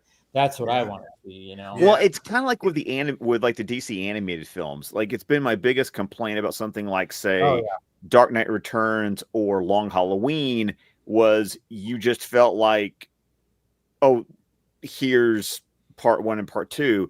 The one that did it differently was the Death and Return of Superman, because they created a sequence so it felt like one continuous film, and it wasn't like it wasn't like they just took the 2 DVDs and just cut them together. So to your point, Dave, that's what I'm looking forward to in the whole bloody affair is how does Tarantino edit this together to feel like the one film that he originally wrote it as. I'm hoping that it reflects Kill Bill as a singular screenplay, and I'm curious how that gets edited in that what's manner. Interesting about Kill Bill, and by the way, Five Nights at Freddy 2 is also coming out this week. You're not going to see that, Scott? I still need to. No, actually, I never finished the first movie. My boys watched the first one. The funny thing that I remember, the criticism I saw from people was that I think people wanted an R-rated movie, and it's a PG-13 horror movie. Like it's a horror. It's like a starter horror movie. Like I could show this to my boys, and there was nothing objectionable. Yeah, no nudity, no big time gore. Yeah, no, it implies violence, but it cuts away before you see it. And my takeaway from the reaction I saw was people bitching about that. And I was like, but no, this is based on a video game that kids play. It's like, no, this is that starter pack. Yeah. This is how you get them interested in horror. Scott, you're being rational against you're being rational like Danny was like issues. I'm sorry. I've had handle. I've had 2 fingers of bourbon. It makes me rational. What can I say? And then I'm gonna more interesting things like people who drink more sometimes fly off the handle. You don't. You easy back. Oh no, that has always been the thing about alcohol for me. Yeah, I am a mellow drunk. As has been witnessed on this stream a couple of times. A little teary-eyed, a little lovey too. I get very lovey. I get very lovey when I'm drunk. Yes. Oh, just go back to the Snyder cut, the week of the the release stream. Yeah, where Scott was just like, I want to hug all of you. And you know what? Damn it, you got that hug. Oh yeah, I eventually did get that hug. People got that hug. Yeah, people got that hug. Yeah, and it was consensual. It was a consensual hug. Yes. Yes. Scott believes in asking permission. Although he did grab my ass. Well, you asked for it. I did. I was like, hey, go ahead, give a squeeze. Give a squeeze. Make sure it's real. Yes. So I actually need to go back and finish watching the first Five Nights at Freddy's movie because my boys watched it, and for some reason I didn't finish it with them. Not because I wasn't interested. Actually, the movie got me like kind of curious about it. Got me curious. Right. Yeah. I'm kind of curious about it too. I've never played the game, but I've heard of the game. My nephew told me about the game because he used to play the game. But then now we got the movie coming out, the second one, and I'm like, I'll catch up on them and everything. But going back to the Kill Bill, the whole bloody affair, whatever it's called. But what was always cool about it, even though it was written as one long movie, Tarantino did such a good job of making the first part, Asian cinema. It was a Bruce Lee type movie with It was Lady Snowblood, basically. Yeah. Oren is dressed up like her. Yeah. And then part 2 was a Western. Oh, yes. 100% a Western with still those elements in there. So he did such a good job of this whole first, when he was, I don't know if he meant that when he was writing it, probably because he knew that he wasn't going to be able to release the entire movie as, a 4.5 hour fucking, thing. So I think that's just the brilliant mind of Quentin Tarantino is like, he tackled 2 genres in this whole story. Like he's 2 genres in this whole story. But it's going to be cool to see them, again, I just want to see. That's the part that I wanted to see, is like when you have 2 halves that are distinctive genres. Yes. How does it play as a single film? Like that setting, are there other little scenes that maybe get added to the first part to help along that second part? Or I'm just wondering if there's other little edits that maybe are part of this big ass cut because Tarantino, he's a perfectionist. He's gonna probably look at him like, maybe I need something. He probably crafted it. And was like, oh, this is okay. Fine. My brain will be working in analytical mode like that. That's going to be like, because as an intellectual exercise, I just want to see, how does this work? Yes, like that's the thing. I want the whole bloody affair to become my quote unquote preferred cut. Yeah. Like that's my desire for it, because I know that Lionsgate is probably going to release a 4K steelbook of the whole bloody affair, just like they released their steelbooks of Volume 1 and Volume 2. A couple of months after this. It's kind of like when they did the Battle Royale release in October, and then November 11th. They said, here's the pre-order for the steelbook. So I'm expecting Whole Bloody Affair comes out this month, next month. Here's your 4K steelbook that you can buy. And I want the Whole Bloody Affair to become that version that makes me never watch Volume 1 and Volume 2 separately, where all I want to do is watch the Whole Bloody Affair. That's my want. Ambition. Yeah. That's my desire, is for it to become that version that causes me to never watch these other versions again. They're going for the full Lord of the Rings extended edition, which I'm like, this is up my alley. I'm like, yeah, like put me in that theater. Well, like I never watched the theatrical versions of Lord of the Rings. I do know. Yeah, and like again, like I've always said that like I really love Kill Bill, both movies, but I've always said that for me, 1 is stronger than 2, like by a landmark. And I totally see that. See, and that was weird, because I think when I saw it back in the day, I think I really enjoyed 2 more than 1. Yeah. And I see both, and I see why people think that, because the first one is just, like I said, it's crazy action, it's Asian cinema, it's a kung fu movie, it's like that, and it's over the top, it's absolutely batshit. But I even remember when Volume 2 came out, and walking out with some friends were like, that wasn't as good. They were like, because it's more dialogue, it's more story driven, it's more Tarantino. Yeah. Oh, fucking 100%. Even when it comes to the last showdown with Bill, it's not. Obviously when it comes to her like showing up, and again, spoilers for anybody who hasn't seen a fucking 20-year-old movie, but it was just like, when she shows up and she's like about ready to kill him, and all of a sudden she finds out her daughter is still alive, and he was like holding that. That was his shield. That was Bill's shield to be like, hey, look what I got, and of course they have, and they, I think a lot of people probably would have been, oh yeah, the showdown between her and Bill has got to be like this epic thing. It's like, no, it wasn't epic in the sense that you wanted it to be, how her and Lucy Liu's character like had that epic fucking battle at the end of the Volume 1. It was almost like, this one was dialogue, so heavy dialogue driven, because obviously he drugs her where she can't move, and he's just fucking, it's a whole thing before. And even like when they do have a fight, it's not much, and then she does the whole, 5-finger, the 5-finger freaking heart explosion, Pompey taught you that one, and like, oh shit, yeah. So but I think everybody knew, like, oh yeah, she's gonna do that. She's definitely gonna do that. That whole thing. But it's going to be interesting to see as a whole, see the whole movie spliced together. It's going to be very interesting to see, like, does it all work? Like, does both halves work? Because they are different genres, and they have, and I remember specifically seeing people like seeing reviews. Hey, I don't, and I see where you're coming from. I see where you're both coming from, and I'm like, I don't even know which one I probably prefer, because there's things I like from the second volume and things. And right, exactly. The action from the first one, it's almost difficult to choose what you prefer. It's like, yeah, what mood are you in?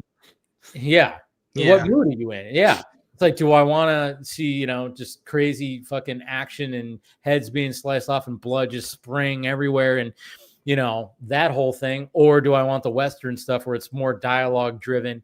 It's more, it's just more of more story. So, yeah, that's what's going to be interesting about seeing the whole thing put together, man. So much looking forward to it. Yeah. So I'm intrigued for the Fortnite thing that's coming out on Sunday.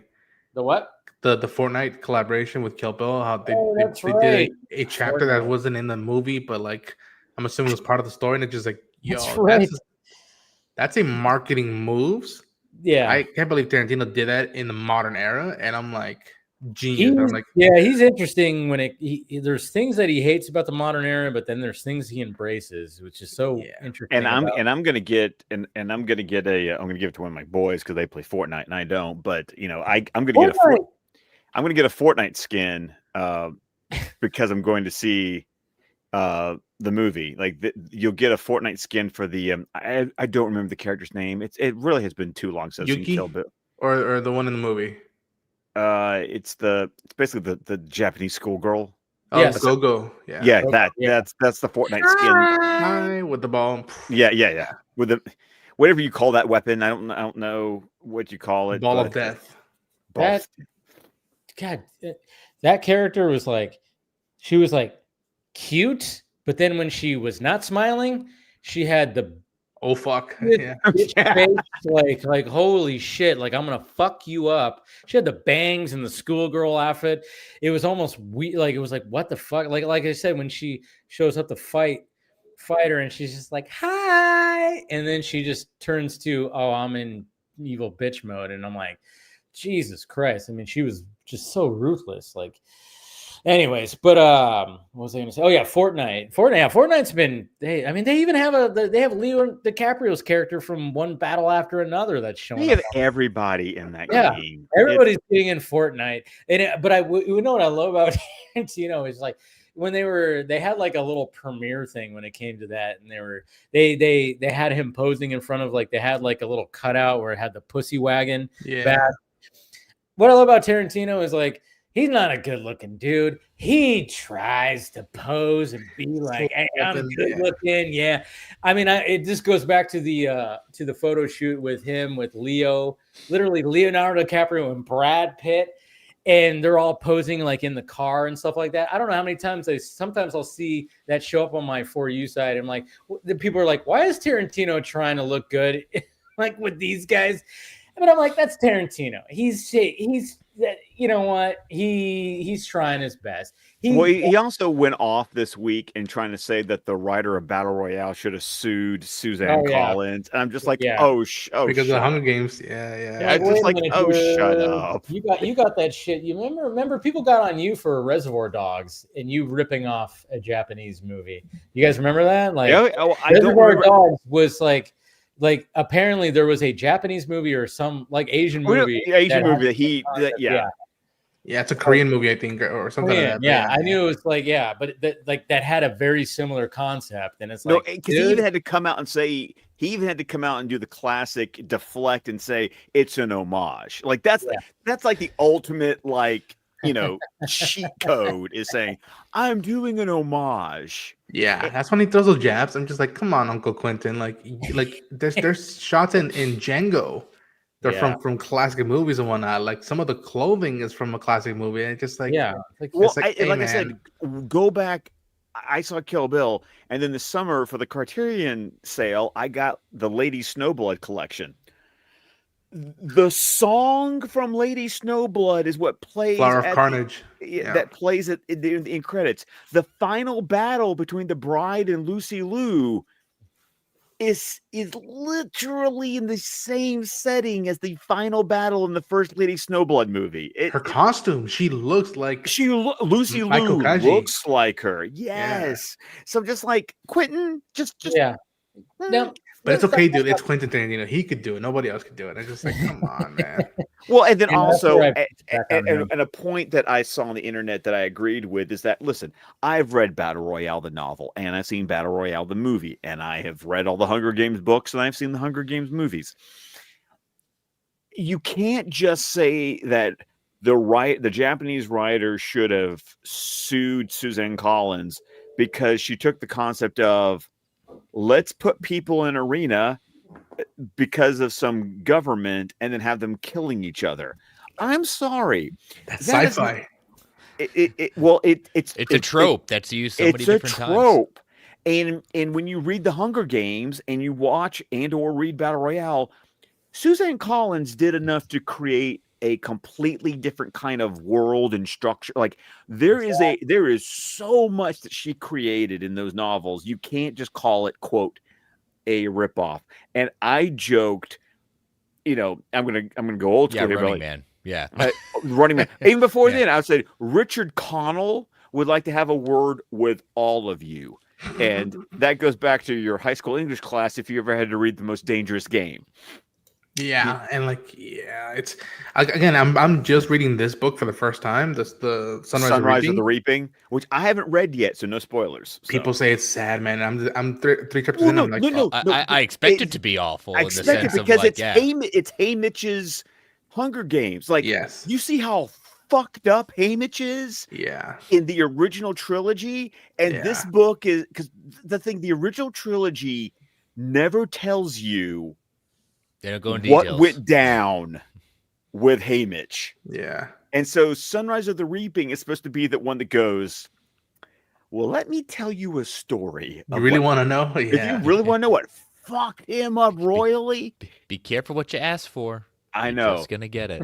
So I'm looking forward. Erin's read it, but she said she's like, it's you're gonna feel some things. Dude, the reaping sequence, I'm like, if they do it right, that's gonna tear people. Well, here's the thing that gets me though. Francis Lawrence is directing this one, just like he's directed everyone since Catching Fire.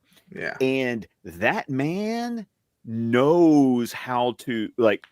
I will still to this day say that Mockingjay Part 1 and Part 2, the films, are better than the Mockingjay book. Ooh. Okay, so.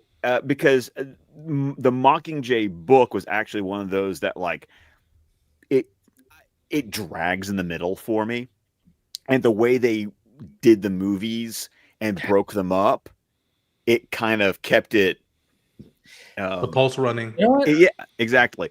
And so I have really appreciated. And then I go back and I remember saying this to Dave back when, but it was 2 years ago when the Ballad of Songbirds and Snakes came out. And I remember seeing that movie going, I hadn't read the book. I still need to read the Ballad of Songbirds and Snakes. Just life, reading books. I'm slowly getting back. I'm slowly getting back to a group that I can read as much as I used to. I'm up to 51 books this year. Yay! So it's kind of like, but you saw this Ballad of Songbirds and Snakes. You're like, okay, you're making another movie. This is going to be a prequel. But then you see that movie and you go, fuck, you're better than I ever thought you had any right to be. Like, this was a really good movie. But then you realize, but wait a minute, because it's the same director who's been directing all these movies. And he has a relationship with Susan Collins. So, like, it's one of those cases where the director and the author whose source material, it's like when they're connecting and he's like, I'm going to get your vision out there. And yeah, I still love how Francis Lawrence uses IMAX, and he'll do that transition like when they go to the arena. Like, it's like opens it up. It then opens up the aspect ratio.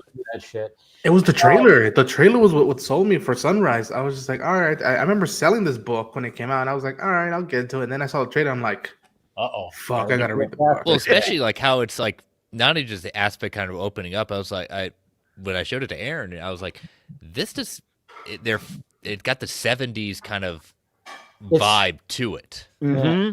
Funny how like Hunger Games is still like lasting, because remember in the 2010s, like the young adult Divergent, Maze Runner, all the dystopian, the dystopian genre. They were just like trying. But what's funny about it is like there was like ones that were like that were stuck in the middle that just didn't go anywhere. One movie that was, I remember, and I went to go see it because I remember really enjoying the book because I remember reading it in English class. The Giver. Did you read that? Oh yeah, I remember that. The book is amazing. The movie is not good. It's not good. It has the concepts there, but it did not nail what the book was about. And I remember reading. I could see the cover right now. The old man in black and white with the beard. Yeah. Because I just, that book, like, I don't know. There was something about that book when I remember reading it in English class. And I was like, holy shit, this is like nothing I've ever like even like heard of, like about this kind of future. So when the movie came out, I think it starred, what's his nuts who played Jeff Bridges was in it. Jeff Bridges was in it. I've been drinking, man. What are you talking? Sorry, that's my Jeff Bridges impression. But wasn't Glenn Close? No, was Glenn Close in it? No, she wasn't. Hold on, let me. But it was the dude who played Dick Grayson in Titans was in it, right? I can't remember. Yes, it was. That sounds right. He was the main dude. Yeah. Another one like that the book was, the movie was not great. And by the way, it wasn't Glenn Close. It was Meryl Streep. Meryl Streep. I even thought, I was like, no, it wasn't Meryl Streep. It was Glenn Close. Damn it. I even Oh my God. You know who else was in it? Taylor Swift. Yeah. The Ghoul just put it in the chat. Yeah. Yeah. Yeah. Fahrenheit 451 was another one where you did not capture it. That was just one of those the HBO movie. Oh no, the HBO movie made me mad. There is one scene. There is one scene in that HBO movie with Michael Shannon and Michael B. Jordan that they got it, and it's because they actually adapted a scene from the book. But the rest of that movie was like, we're gonna go off and do our own thing. And with a book that I love as much as Fahrenheit 451, my reaction to you, sir, is fuck this shit.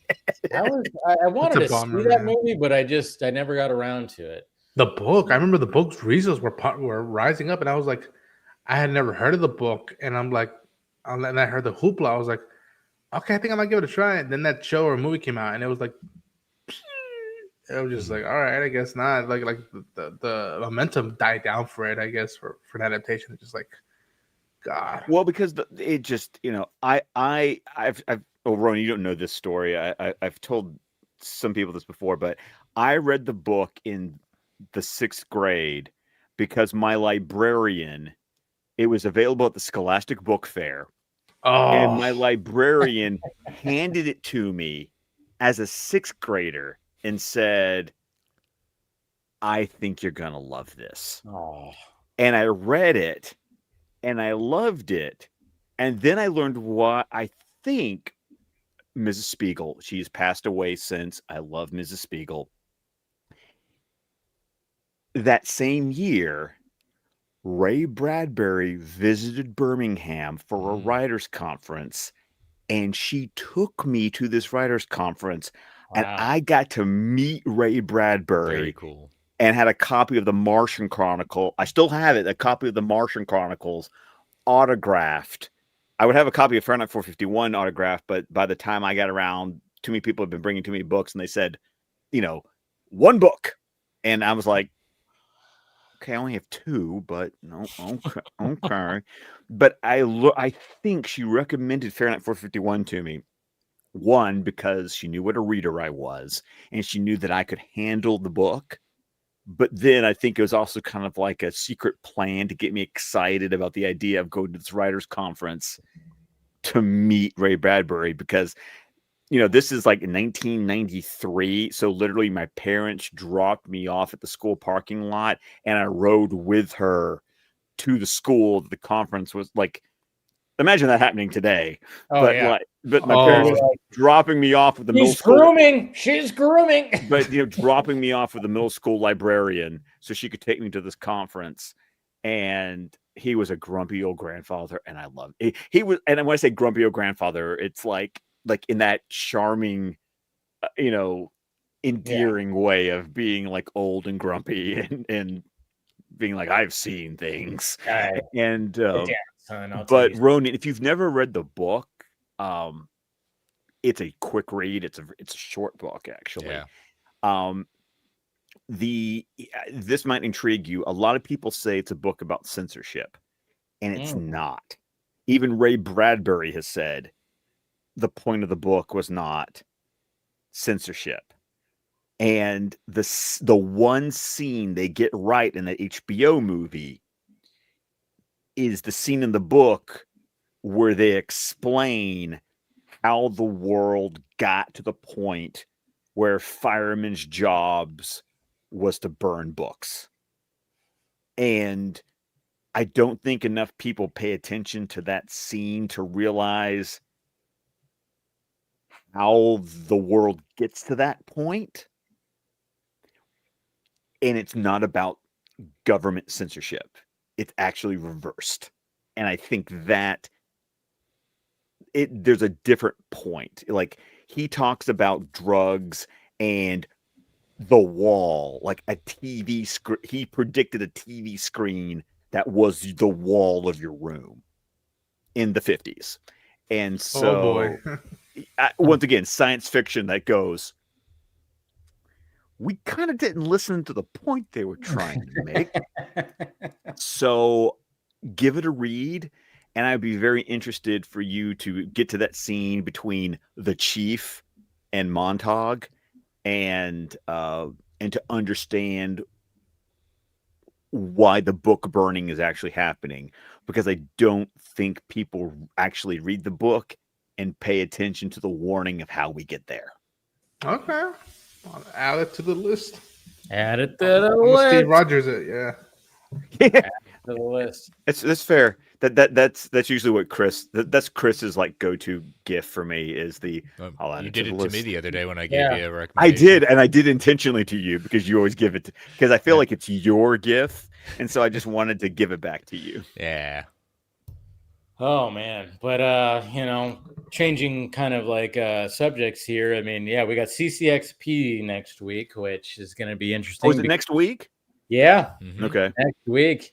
So we're probably going to get what's the word on the digital streets is the fact that that Supergirl trailer is most likely, going to be shown, or a teaser at least. So that's going to be interesting to see the reaction, when it comes to that, to see, again, this is going to be the first DCU movie that's not James Gunn written or directed. This is, and Craig Gillespie, I know he did I, Tonya, and that movie was fucking great. Oh, so good. Mm-hmm. That was a great movie. I thought, I don't know if you guys saw that. I know you're I think I'm the only one here who hasn't seen it. So, yeah. But it was just one of those movies where I was like, all right, it's Margot Robbie, it's Sebastian Stan, and I'm Allison like, Janney. Yeah. But but I was like hearing the buzz, and I'm like, it's about Tonya Harding. Let's see, and obviously they take liberties with certain things, but at the same time, just the way that it was shot and way it was. I know he's done other things. I can't remember off the top of my head, but whatever other things he's done, if you want to look it up, yeah. But he does it right now. He does. I think he's like the other movies he's done is like very female driven. Cruella. Yeah, Cruella. That's what it was. He did Cruella. He did Dumb Money. Dumb Money was that Amazon movie about the GameStop. Yes, one about the GameStop stock. Dumb, but the rise. Yeah, I haven't watched that. I started watching it and then I had to turn it off for some reason. I never. Okay. So I'm liking his. He did Lars and the Real Girl. Yeah, that Ryan Gosling movie with the fake girlfriend. Yeah, fake girlfriend. He also did the remake of Fright Night. That's right. No shit. That's right. I know that was the one that was like, oh, I really love that remake. That remake was great. Come on. I mean, Colin Farrell and may he rest in peace. What's his? I always forget his name. Oh, the guy who played Chekhov in the Kelvin timeline. Anton Yelchin. Anton Yelchin. Yeah. Yeah. That was it. You know what? And I actually prefer that one over the original because the original, it's a little too 80s. It's a little too. And I also love how the vampire hunter in that one is David Tennant. Yes. Yeah. David Tennant, he was like, and he's such a fucking douchebag, but he's a likable douchebag. Now they did see, that's the thing, is like, and that's what's going to be interesting to see when it comes to, this Supergirl that we have not, we haven't seen and I know there's a lot of people who are like, fucking, why are they doing Supergirl? But it's like, well, yeah, I get your question of that, and then I'm just kind of going like, what impact is going to be? I mean, let's face it, like when it comes to the first round of the DCU, I think like success, but not an overwhelming success, not like, but at the same time, I don't think a lot of people thought it was going to be like this. But like I said, the first 3 projects was just full on James Gunn. Now we're getting into the era of not that much James Gunn. There's going to be James Gunn obviously approving everything. And he even I think he posted like, the day in the life of being a co-CEO. He posted that on Threads or something like that. And he talks about how much fun it is that he's obviously focused on Man of Tomorrow storyboards and all the things, but he's also looking over Supergirl things. He's looking over Lanterns. He's looking over Clayface. He's waiting for Clayface, the first cut. A lot of things. And that's another thing too, is the Lanterns whole thing, because obviously the upfront that happened, there was a description of Lanterns, and you guys were in my my chat. You guys even brought up some books that kind of sounds like what they're kind of going by, like a couple of runs, a couple of books. Well, the clearest one is like the idea, because the biggest complaint from some Lanterns fans is that we're not getting space opera. We're getting very space grounded. And then that clearly lends itself to the Denny O'Neil, Neil Adams run of hard traveling heroes, where, Hal was stuck on Earth because the Guardians were basically saying, you're in timeout. And so he teamed up with Green Arrow, and it was like an ultimate, like, ultra conservative with an ultra liberal, and let's drive around the United States and look at injustices with these 2 dueling political perspectives. And it's where the infamous Speedy cover comes from. Which, by the way, this is my brag for the evening. I own that book. Only brag. What, you own that? No, that was a Christmas present to me one, because I actually couldn't afford the first issue of that run. The first issue of that run is the famous cover of Hal Jordan's ring in the lantern and Oliver blasting it. Yeah, Oliver blasting it with an arrow. I couldn't afford what my comic book store was asking for that. But I could afford the My Ward is a Junkie issue. And I went, like, I wanted to treat myself to, like, I want one of those books. And so that was the one book in that run, because what had happened was some guy's grandfather had died and he'd owned a comic book store. And then it turns out he had the entire Hard Traveling Heroes run in like 9.0 up condition, and they were selling it off as people wanted to buy, and so I got My Ward as a Junkie.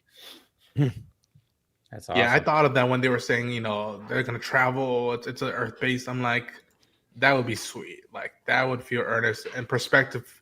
I mean, just between heroes, just lanterns. And so we'll see. Well, then you get John, because it's also like in that run. That's John. Is when John Stewart was created. Introduced, yeah. Mm-hmm. Yeah. So yeah, and then of course, like Hal is teaching them. Of course, they're butting heads. They're going to be, doing all that. But there's like the fact of the, I ran that poll. I was like, and people are like, yeah, what would you prefer for the costume? I mean, but apparently it seems like it's going to be more of the, when I heard that it was probably looking like the Earth 1 costume, which they've been showing forever. Every time they show like those two, they actually show those drawings. Work for the Earth One graphic novel. Yeah. And then I go, well, and this kind of fits in the whole, one of the things I like what, I don't know, there's the Superman costume there was a discourse on there and people were like, Jesus Christ, why is it baggy? Why is it this? But once I heard James Gunn in an interview go, I didn't want it to be a wet t-shirt like it usually is, where with the fixed up muscles and everything looks like perfect like that. He wanted to make it, he was essentially going for a uniform. When people were passing around the Earth One suit, and I was like, oh yeah, that's what we've been seeing when they talk about lanterns. I go, yeah, that fits. It's not going to be it's not going to be full on CGI, which is good. Maybe there's going to be a little CGI if they like illuminate the lantern symbol. Yeah. They might do something with that, but I'm like going, yeah, it fits. I'm like, that's fine. That's unlike what we've seen before, at least. And I'm just like, when I saw people complaining about it, I was like, oh, of course. Well, no matter what, there's going to be people complaining. Well, I mean, let's be honest. Okay. Do we honestly think that this is the only time we're going to get like lanterns in this? We're going to go to space eventually. We're going to, I mean, this is a story they want to tell. Even like one of the directors, I forgot what his name is. I wish I could pull it up, but he even said like, oh yeah, don't worry. Yeah. It's very much, there's Earth stuff, but you're going to see space stuff too. He like actually let it be known like, hey, there still is going to be space stuff. Don't worry. But at the same time, that could be our space stuff though. Yeah. But I mean, when people are wanting the space opera, I'm like, yeah, but let's remember that, that costs money. And so I can understand why they would, it's also, okay. It's a TV show. It's a TV show. The space opera you would hope would happen in more of a movie. That's why I always point to that animated film, Green Lantern First Flight. Mm-hmm. Yeah. I fucking love that movie. It's a great movie. It's training day in space. Like that's it. But this is clearly an older one because we're not going to get the thing about Training Day in space. It only works as a Hal Jordan origin story. Because you got to have the dirty cop, Sinestro, with the idealistic rookie, Hal. But this is going to be interesting seeing Hal as the grizzled veteran training John, who's kind of the up and coming rookie Lantern. So, what I hear. True Detective vibes and all of that. It's like, it sounds like it's going to be something more up, my alley. Do I enjoy a good space opera? Absolutely. But once again, it's about give me characters, give me well-written characters, give me good dialogue. Oh, and he's cut. James Gunn said, you can't talk about this anymore. HBO, we'll watch it. Just bring Scotty back. Zazzy got after him. What Scott's saying is like, it's absolutely true. Or it's like, and when I saw people complain when this subscription came out, I went, guys, you already knew that they've been selling it as not a space opera. Why are you all of a sudden like bickering and complaining when we've already been the first image? The only image that we've got is, which I know it sucks that that's the only image we got, and hopefully we're going to get some more soon. And from what I gather, we're going to get actual footage before the year is up. And I'm just saying, like, I don't know if we're going to get the full-on teaser that was shown or the different footages that were shown during like these events or whatever. But at the same time, I'm just like going, hey, this is what we knew. We definitely knew that this was going to be. This was going to be the case, that it was not going to be. Yeah. And I get it when it was revealed like, oh yeah, it's going to be Earth-based. And a lot of people are like, and I'm like, yeah, I wish it could just be taking place in the cosmos too. But at the same time, this is what we signed up for. Did your camera give out, Scott? Well, that was my camera. My entire computer died. Because usually I'd have about another hour. But guess what I didn't do after Fanimated, Dave? You didn't charge your. I didn't plug my computer back in. No. Yeah. So you have a knack for that. You got to put a sticky note like. I really do. The problem is the longer we talk after Fanimated, the more likely it is that I'm going to forget to plug my computer back in when we're done. And so what happened was I was charging my computer while you were talking to Danny, but you talked just long enough to get me to about 60 between 60 and 70% charged. And so apparently just under 4 hours is as long as I get, So my computer completely died. That was funny. Right in the middle of talking, it was like boop, and we were making fun of like, yep, and there's DC Studios James Gunn saying shut up.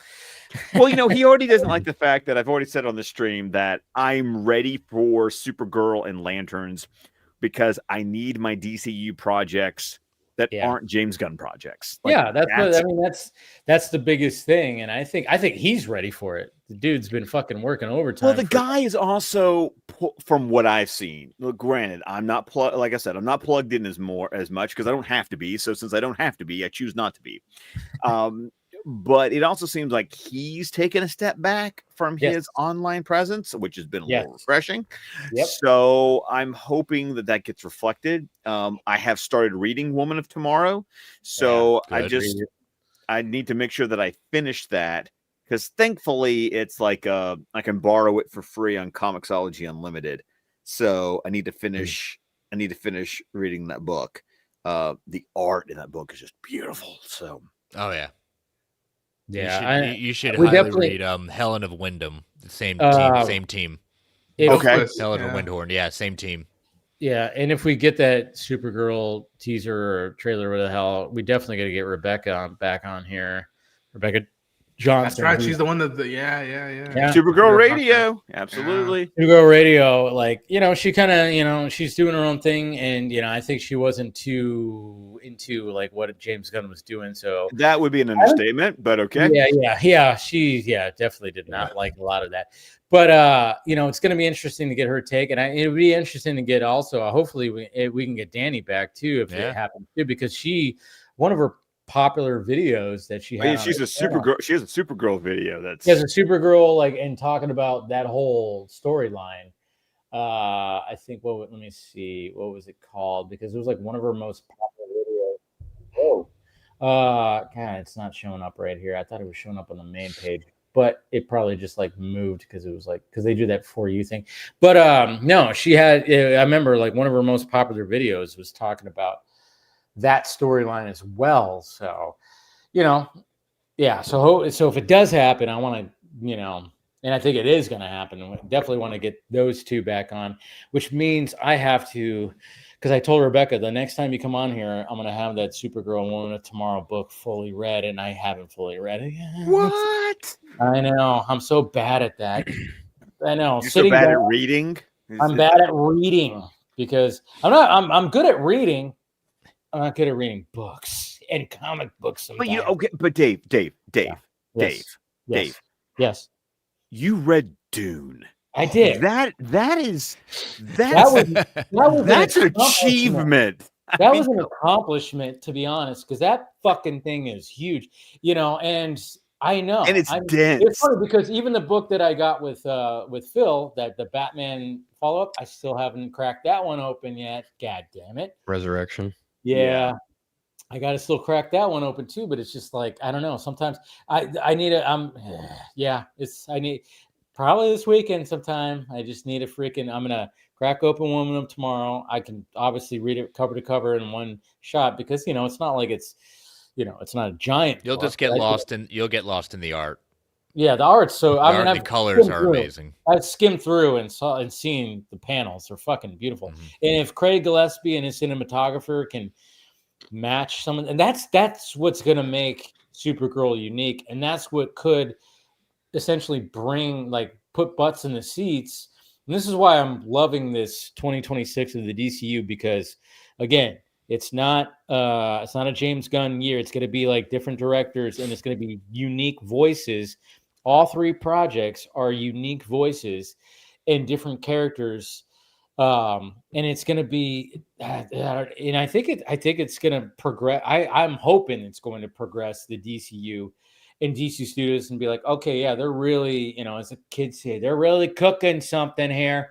And, it's not just the James Gunn show. And if James Gunn can be humble and be like, yeah, hey, it's true. Look at that. I'm doing my thing and I'm overseeing it. But then there might be a time where James Gunn goes, hey, maybe I'm just good at not, I can hold back on the filmmaking and doing my own style and stuff like that. And just, maybe I'm good at just being the Kevin Feige and going, yeah, do that. And then other people do it and it creates magic. I don't know. Because again, James Gunn has a flavor and I don't hate the flavor. I don't always like it, but I appreciate it. But at the same time, I don't know. It's just going to be interesting when you have three very distinct. Pretty distinct. Keep your word, for better for worse. Keep your word.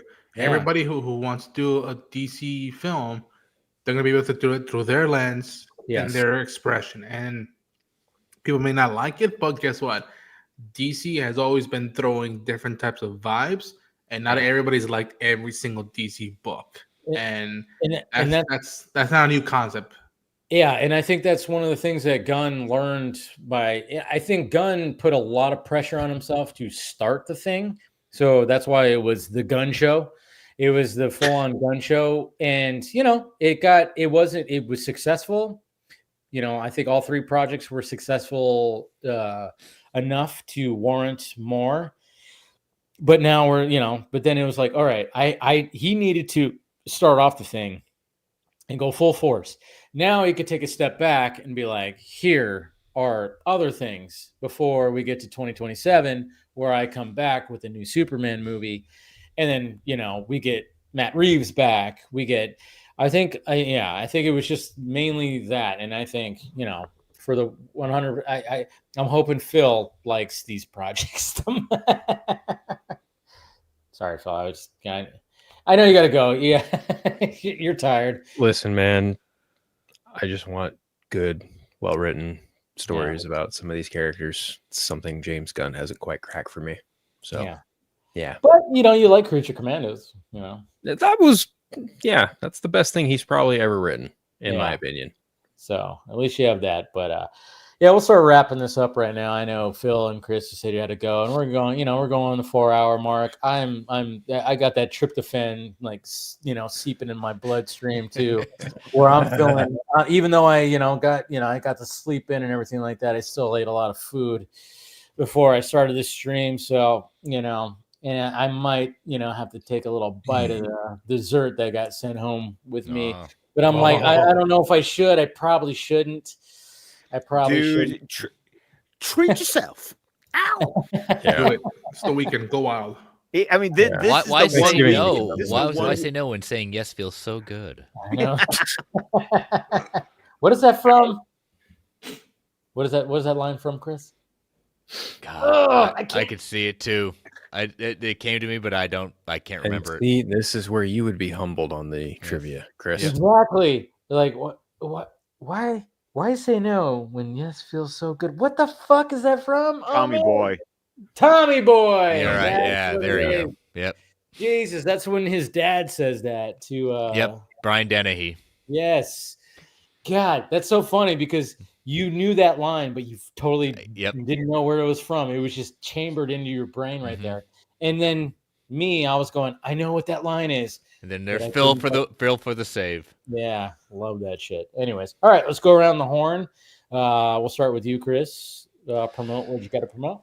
Yep. So as always, gentlemen, happy Thanksgiving and enjoy the leftovers of everything. But yeah, you can follow me on all the socials at Chris Balga and catch me, except for this week, every Thursday night on Marvel Alliance on the Geekverse Podcast YouTube channel at 9:10 Eastern Standard Time. But if you want to go back to what we did last week, we did a retro review of Daredevil with Ben Affleck and just had a fun time revisiting that, including all the fun stuff for the director's cut. Oh, okay, good. I was about to ask if you included the director's cut. We did. We did. Of course, it was the director's cut. Of course, it was. Got it. Phil, what do you got? I actually have a new episode of The Eternal Night coming out this weekend. Nice. Oh my god. Yeah, me and my buddy Chris Evans, we talked about Absolute Batman, the latest storyline, Abomination, featuring Bane. So be on the lookout for that. Yeah, that's about it. All right. Thanks, Phil. And then of course, Ronan, what do you got? I've been dropping a lot of coverage for the first volume of Stranger Things season 5. If you're interested in that, on my channel, I just concluded the Tatsuki Fujimoto anime series and already filmed my next one. And I'm gonna start planning out more anime stuff to cover over the next few months. And Fallout season 2 comes out in a few weeks. Trying to catch Wake Up Dead Man in the movie theaters before it leaves. And I don't know. If I like where I'm going with the book, I might drop a book review. Once in a while, I like to throw those around. And yeah, the season is starting to ramp up, and so is all the coverage stuff. So tune in for that. Nice. Let's check that out. And then, of course, Scott. Of course, you can follow me on X at ScottDC27, on Vero at Scott McClellan, and at Letterboxd at ScottDC27, Scott McClellan. Tune in to find my reviews of Rental Family, Sarah's Oil, Eternity, plus some streaming releases where I did, as you said, I watched Planes, Trains, and Automobiles. I watched After the Hunt, and I also watched Deep Cover on Amazon Prime. Then make sure that you're joining us every Wednesday night here on the Film Junkie YouTube channel for a DC Fanimated stream.